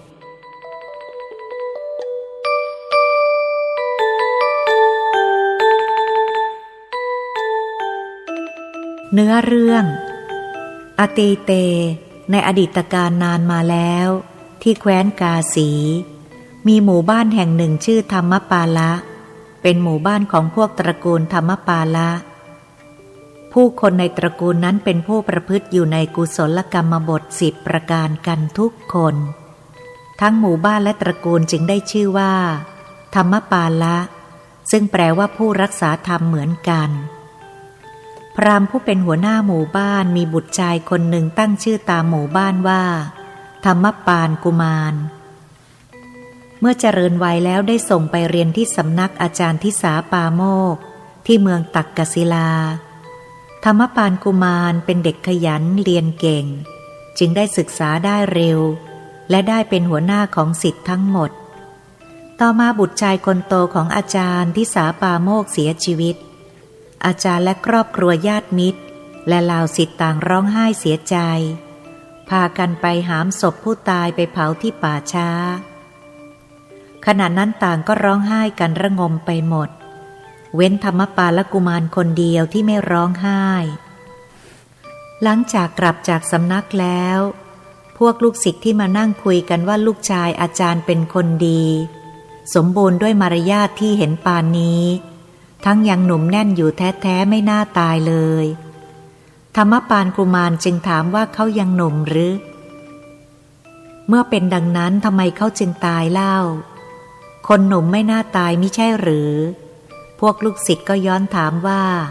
เจ้าไม่รู้เรื่องการตายของสัตว์โลกนี้หรือเธอตอบว่ารู้อยู่แต่เขาไม่ตายในเวลาหนุ่มแน่นกันจะตายในเวลาแก่เท่านั้นพวกลูกศิษย์ก็บอกว่าสังขารทั้งปวงไม่เที่ยงแท้มีแล้วกลับไม่มีมิใช่หรือเธอก็ตอบว่าไม่เที่ยงจริงแต่เขาไม่ตายกันในตอนเป็นเด็กกรอกแต่จะตายในเวลาแก่เขาจะถึงความไม่เที่ยงในเวลานั้นพวกลูกศิษย์เห็นเธอยืนยันอยู่ว่าคนหนุ่มไม่ตายก็เลยถามว่าที่บ้านของเจ้าไม่มีคนหนุ่มตายหรือไรธรรมปานกุมารจึงบอกว่าที่ตระกูลของตนไม่มีคนหนุ่มตายมีแต่คนแก่เท่านั้นที่ตายคำตอบนั้นสร้างความสงสัยให้แก่พวกลูกศิษย์ด้วยกันจึงนำเรื่องนั้นไปเล่าให้อาจารย์ฟังอาจารย์ให้ไปตามธรรมปานกุมารมาซักถามซึ่งก็ได้คำตอบเหมือนเดิมอาจารย์จึงคิดว่าเด็กคนนี้พูดแปลกจำต้องไปสืบหาความจริงให้กระจ่างหากว่าเป็นจริงอย่างนั้นจะได้สอบถามว่าประพฤติอย่างไรจึงไม่ตายตอนเป็นหนุ่ม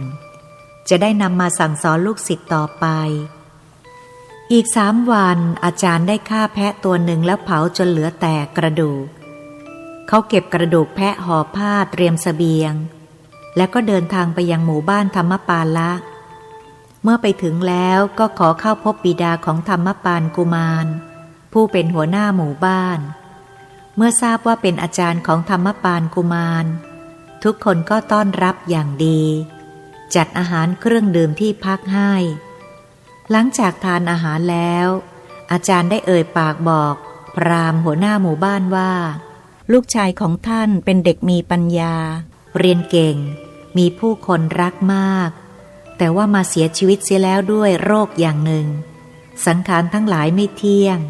ท่านอย่าได้เสียใจไปเลยนะพราหมณ์ฟังจบแล้วแทนที่จะตกใจกลับตบมือหัวเราะลั่นเล่นเอาอาจารย์ตกใจเสียเองพอได้สติจึงถามพราหมณ์ว่าเมื่อได้ยินข่าวร้ายอย่างนี้แล้วทำไมจึงยังหัวเราะได้ไม่เสียใจหรือที่ลูกชายตายพราหมณ์จึงบอกว่าลูกเรายังไม่ตายคนที่ตายไม่ใช่ลูกเราแน่นอนอาจารย์จึงนำห่อกระดูกออกมายืนยันแล้วบอกว่านี่คือกระดูกของลูกชายท่านพราหมณ์ก็ไม่เชื่อบอกว่านี่ไม่ใช่กระดูกของลูกชายตนคงเป็นกระดูกแพะหรือกระดูกคนอื่นเพราะว่าในตระกูลของเรา7 ชั่วสกุลไม่เคยมีใครตายตั้งแต่ยังหนุ่มยังสาวท่านพูดโกหกแล้ว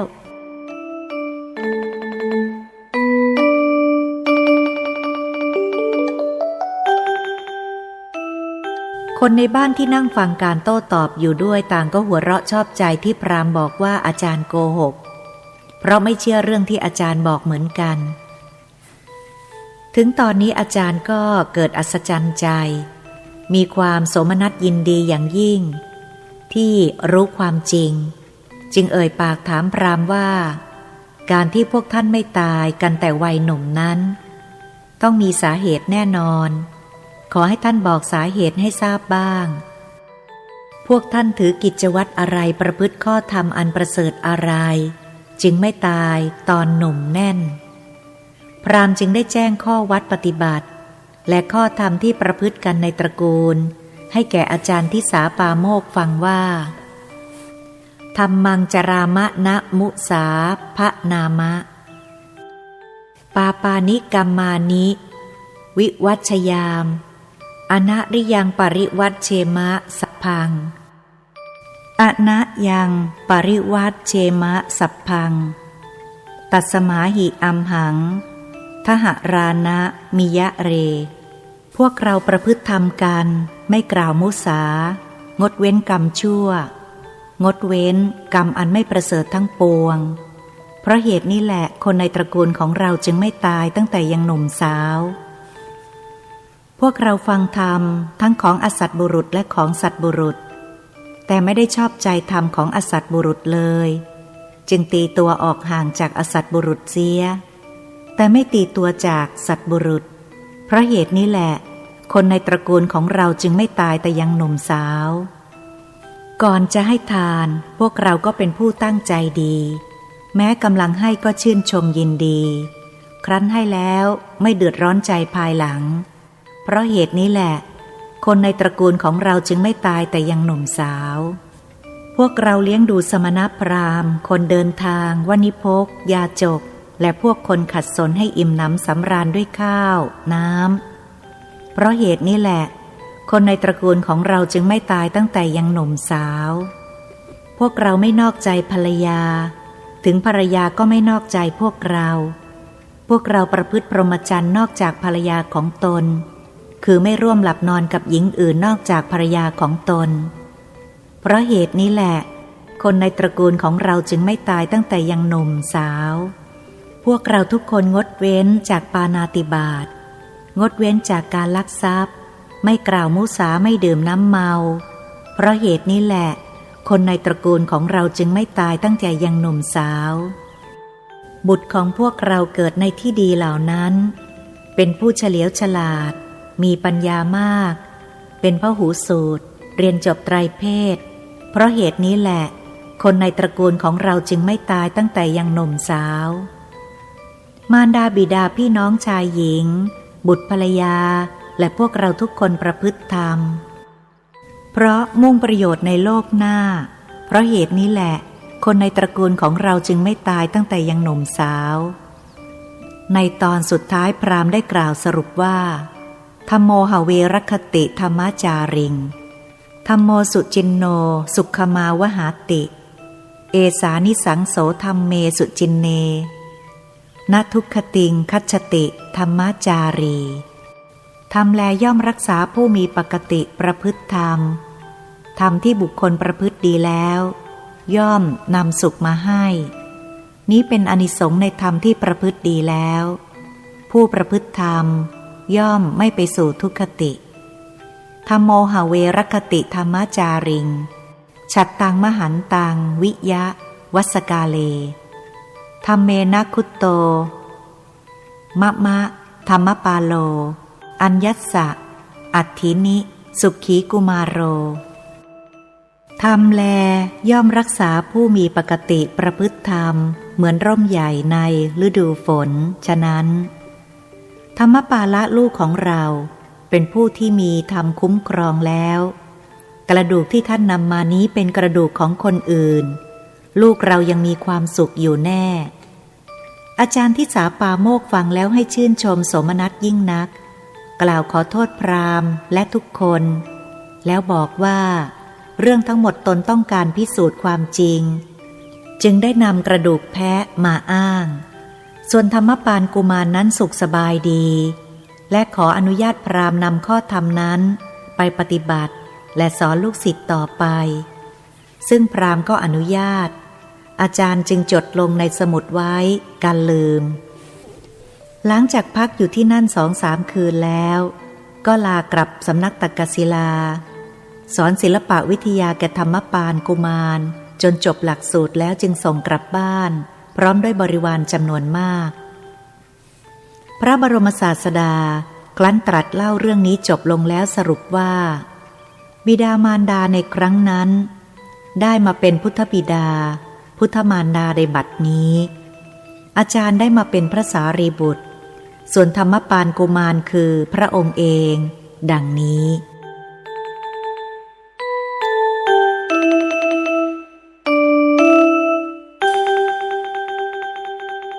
สาระจากชาดกผู้ใหญ่ที่ดีไม่พึงเป็นคนหูเบาเชื่อคนง่ายยิ่งผู้ใหญ่ที่มีอำนาจให้คุณให้โทษแก่คนอื่นด้วยแล้วยิ่งต้องเป็นคนหูหนักเพราะแต่ละวันจะมีผู้หวังประโยชน์มาพูดเรื่องนั้นเรื่องนี้ให้ฟังผู้พูดมักจะมีอะไรแอบแฝงอยู่เสมอเช่นหวังให้ผู้ใหญ่สนับสนุนตนบ้าง หวังยืมมือผู้ใหญ่ให้กำจัดศัตรูของตนบ้างถ้าผู้ใหญ่หูเบาก็จะกลายเป็นเครื่องมือของคนประเภทนี้ไปโดยไม่รู้ตัวแต่ไม่ใช่ว่าผู้ที่มาพูดนั้นจะเชื่อไม่ได้ทุกคนไปคนที่มาพูดมาเล่าที่เป็นคนดีพูดด้วยความหวังดีหวังประโยชน์ส่วนรวมก็มีอยู่จึงต้องเป็นคนหูหนักรับฟังแล้วไตร่ตรองให้รอบคอบก่อนเชื่อหรือไม่เชื่อการเชื่อโดยมีเหตุผลที่อยู่บนพื้นฐานของข้อเท็จจริงและความเป็นไปได้ย่อมได้ประโยชน์การไม่เชื่อโดยไร้เหตุผลด้วยซ้ำกลับจะเสียประโยชน์เอาสิ่งที่ได้เห็นอาจมิได้เป็นอย่างที่เห็นสิ่งที่ได้ฟังอาจมิได้เป็นอย่างที่ฟังสิ่งที่ได้รู้อาจจะไม่ได้เป็นอย่างที่รู้ก็เป็นได้เพราะอะไรๆก็ย้อมสีหรือตกแต่งได้เหมือนของจริงทั้งนั้นท่านจึงสอนให้พกหินอย่าพกนุ่น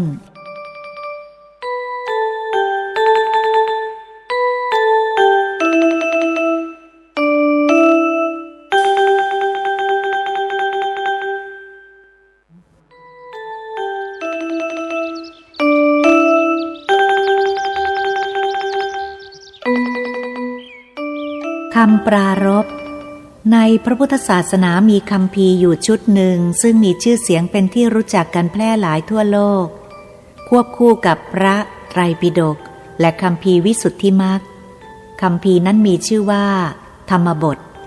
เรียกชื่อเต็มว่าอรรถกถาธรรมบทคือจัดเป็นคัมภีร์ระดับอรรถกถาซึ่งแต่งอธิบายขยายความพระพุทธพจน์ธรรมบทนี้รจนาโดยพระพุทธโฆษาจารย์ชาวอินเดียใต้ผู้รจนาคัมภีร์วิสุทธิมรรคที่โด่งดังนั่นเองโดยท่านไปศึกษาค้นคว้าพระไตรปิฎกอยู่ที่ประเทศศรีลังกาเมื่อประมาณเกือบ 1,000 ปีมาแล้วเป็นคัมภีร์ที่ท่านยกพระบาลีพุทธพจน์ซึ่งปรากฏอยู่ในพระสุตตันตปิฎกขุททกนิกายธรรมบทมาอธิบายขยายความพร้อมยกเรื่องราวที่เกิดขึ้นในยุคต่างๆทำนองเป็นนิทานหรือเรื่องราวที่เกิดในสมัยพระพุทธองค์มาเล่าประกอบเพื่อให้สอดรับกับพระบาลีที่อ้างถึงและในเรื่องเหล่านั้นเองท่านได้อ้างถึงชาดกไว้เป็นจำนวนมากโดยระบุชื่อชาดกไว้บ้างไม่ได้ระบุชื่อแต่ยกพระคาถาในชาดกมาแสดงไว้บ้างเป็นต้นว่านาทีจารกะชาตกังกเทตวาพระพุทธเจ้าตรัสนาทีจารกะชาดกไว้คือระบุชื่อชาดกอิทังชาตกังกเทสิพระพุทธเจ้าตรัสชาดกนี้ไว้มิได้ระบุชื่อชาดกเอวะมาทีนีชาตกานิกเทตวาพระพุทธเจ้าตรัสชาดกเหล่านี้ไว้อย่างนี้คือตรัสชาดกหลายชาดกแต่มิได้ระบุชื่อชาดกจึงทำให้ผู้ศึกษาอยู่เกิดความอยากรู้เนื้อเรื่องที่สมบูรณ์ของชาดกตลอดมาชาดกคือพระพุทธพจน์ที่ปรากฏในพระสุตตันตปิฎกขุททกนิกายแต่ปรากฏเป็นรูปร้อยกลองหรือพระคาถาล้วนๆมิได้มีข้อความที่เป็นร้อยแก้วเลย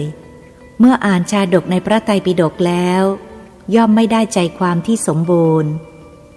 ได้รู้แค่คำแปลตามอักษรที่ปรากฏเท่านั้นสำหรับข้อความอันเป็นเนื้อเรื่องที่สมบูรณ์นั้นปรากฏอยู่ในอรรถกถาชาดกทั้งหมดดังนั้นการที่จะรู้เรื่องชาดกได้สมบูรณ์ครบถ้วนจำต้องอาศัยอรรถกถาชาดกเป็นองค์ประกอบที่สำคัญที่ขาดไม่ได้ธรรมบทเป็นหนังสือที่แต่งเป็นภาษามคธหรือภาษาบาลี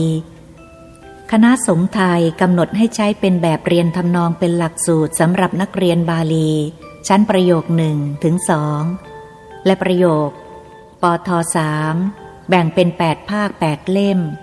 ในธรรมบทนั้นท่านพระพุทธโฆษาจารย์ผู้รจนาได้อ้างถึงชาดกไว้เป็นจำนวนมากแต่ไม่ได้มีรายละเอียดดังกล่าวข้างต้นจึงเป็นเหตุให้เกิดความสงสัยบ้างต้องการรู้เรื่องที่สมบูรณ์บ้างครูอาจารย์ที่สอนบางท่านก็ไปค้นคว้ามาเล่าให้นักเรียนฟังหรือนักเรียนบางรูป เมื่อสอบผ่านแล้วก็ไปค้นคว้าหาอ่านจากอรรถกถาชาดกเองบ้างแต่ส่วนใหญ่ก็จะผ่านแค่แปลได้เท่านั้นมิได้สืบค้นต่อประการใดจึงเป็นเหตุหนึ่งที่ทำให้ทั้งครูอาจารย์และนักเรียนบาลีส่วนใหญ่พลาดจากการเรียนรู้ชาดกในธรรมบทที่สมบูรณ์แบบกันตลอดมาเพื่อเพิ่มเติมในข้อนี้และเพื่ออำนวยความสะดวกแก่ครูอาจารย์นักเรียนบาลีในชั้นนี้หรือที่สอบผ่านได้แล้วให้มีพื้นฐานความรู้ชาดกต่างๆที่ปรากฏในธรรมบทอันจะเป็นความสะดวกในการสอนและเวลาแปลด้วยรู้เรื่องรายละเอียดของชาดกดีแล้วทำให้แปลได้ถูกต้องตรงประเด็นของเรื่องโดยง่ายจึงได้ค้นดูในธรรมบททั้ง8ภาคว่ามีชาดกที่ถูกอ้างถึงไว้กี่ชาดกมีชื่ออะไรบ้างปรากฏว่าชาดกที่ถูกอ้างถึงมีทั้งหมด59ชาดกจากจำนวนชาดกที่ปรากฏในอรรถกถาเกือบ500ชาดกต่อจากนั้นก็ค้นคว้าหาชาดกแต่ละเรื่องนั้นอยู่ในนิบาตอะไรวรรคอะไรเป็นต้นจากหนังสืออรรถกถาชาดกทั้งที่เป็นภาษามคธและที่ท่านแปลกันไว้แล้ว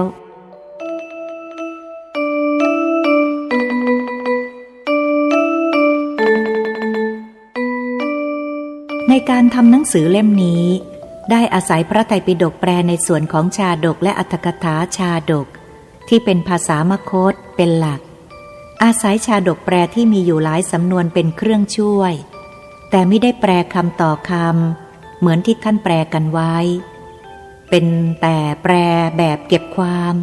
เก็บเฉพาะประเด็นหลักเว้นรายละเอียดปลีกย่อยเสียเพื่อให้กระทัดรัดเหมาะที่จะกำหนดจดจำได้ง่ายและเพื่อไม่ให้ยืดยาวเยินเยอะมากนักแต่ใจความสำคัญยังคงอยู่ครบสมบูรณ์โดยเฉพาะพระพุทธพจน์ที่เป็นรูปคาถายังรักษาไว้เต็มรูปแบบข้อนี้ผู้รู้บาลีและเคยสัมผัสอรรถกถาชาดกมาแล้วย่อมทราบดีว่าได้ตัดทอนข้อปลีกย่อยอะไรออกไปบ้างอันหนึ่งเพื่อเป็นประโยชน์แก่ครูที่กำลังสอนและนักเรียนที่กำลังศึกษาธรรมบทอยู่จึงได้นำพระคาถาที่ปรากฏอยู่ในธรรมบทใส่เข้ามากำกับไว้ในเรื่องนั้นๆด้วยเพื่อกำหนดและเข้าใจได้ง่ายส่วนพระคาถาที่มิได้ปรากฏอยู่ในธรรมบทก็แปลไว้ตามธรรมดาซึ่งที่ใส่เพิ่มเติมเข้ามาอาจดูรุงรังไปสำหรับท่านที่ไม่รู้เรื่องพระบาลีก็ขอให้ดูเฉพาะคำแปลข้างล่างเท่านั้นก็เป็นได้ใจความเท่านั้นแต่การทำหนังสือนี้ก็มีปัญหาอยู่หลายประการที่ไม่คาดคิดมาก่อนว่าจะมีเช่น 1. เรื่องชาดกเพราะปรากฏว่าชื่อชาดกที่ปรากฏในธรรมบทที่ท่านอ้างถึงไว้ไม่ตรงกับชื่อในพระไตรปิฎกและอรรถกถาชาดกเช่นในธรรมบทท่านอ้างถึงปิงคละชาดกแต่ในพระไตรปิฎกและอรรถกถาชาดกท่านใช้ว่ามหาปิงคละชาดกในธรรมบทว่าจุลกะเศรษฐิชาดกแต่ในพระไตรปิฎกและอรรถกถาชาดกท่านใช้จุลกะเศรษฐิชาดกแต่ก็ไม่เป็นการยากนักที่จะรู้ได้กล่าวไว้เป็นข้อสังเกตเท่านั้น 2. เรื่องชาดกอีกอย่างหนึ่งที่เป็นปัญหา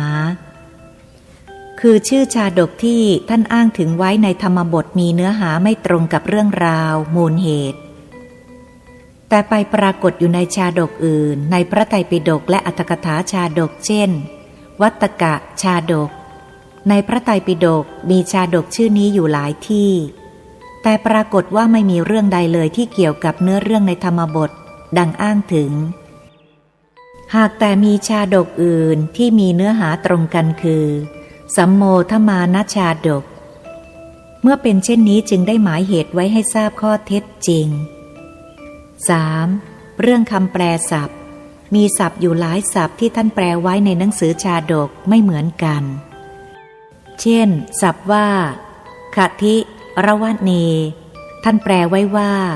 ในป่าไม้กระถินก็มี ในดงตะเคียนก็มี หรือศัพท์ว่าปาตลิพัทธกวเนท่านแปลว่าในป่าไม้ทองหลางก็มี ในป่าไม้แคฝอยก็มี ซึ่งเป็นการยากที่จะรู้ได้ว่าคำแปลที่ถูกต้องคืออะไรจำต้องอาศัยหนังสืออื่นที่มีศัพท์เหล่านี้มาเป็นเครื่องตัดสินนอกจากนั้นยังมีข้อปลีกย่อยอีกหลายประการที่เป็นปัญหาในการแปลแต่ได้พยายามหาทางออกที่ดีที่สุดแล้วนำมาเสนอไว้เท่าที่ปรากฏอยู่ในหนังสือนี้สำหรับวัตถุประสงค์หลักของหนังสือเล่มนี้คือต้องการให้เป็นคู่มือสำหรับครูอาจารย์และนักเรียนที่กำลังศึกษาธรรมบทอยู่จะได้รู้เรื่องราวของชาดกที่ถูกอ้างถึงไว้ในธรรมบททุกชาดกนอกจากนั้นยังมุ่งให้เป็นประโยชน์สำหรับผู้ศึกษาธรรมะโดยผ่านชาดกเพราะฉะนั้นจึงได้ให้รายละเอียดที่มาและมูลเหตุของแต่ละชาดกและเสนอแนวคิดในการจับประเด็นสาระของชาดกไว้เป็นตัวอย่างในตอนท้ายของทุกชาดกด้วยเพื่อความสมบูรณ์ของชาดกซึ่งส่วนนี้ครูอาจารย์และนักเรียนบาลีอาจไม่จำเป็นนักเพราะรายละเอียดส่วนใหญ่มีปรากฏอยู่ในธรรมบทแล้วจิรังทิปตุโลกัสสมิงสัมมาสัมพุทธศาสนังขอพระศาสนาขององค์สมเด็จพระสัมมาสัมพุทธเจ้าจงเจริญรุ่งเรืองอยู่ในโลกตลอดกาลนานเทอญพระธรรมกิตติวงศ์28 มกราคม 2554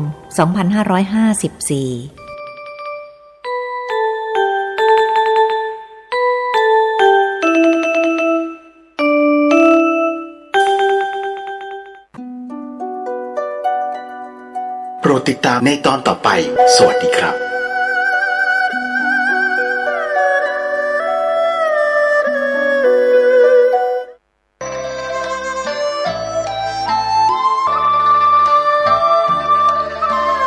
ขอเชิญร่วมบูรณะปิดทองพระเจ้าตาเขียวและบูรณะปฏิสังขรณ์พระธาตุเจดีย์มงคลธรรมณวัดบ้านเหล่าพระเจ้าตาเขียวตำบลบ้านเรือนอำเภอป่าซางจังหวัดลำพูนได้รับเมต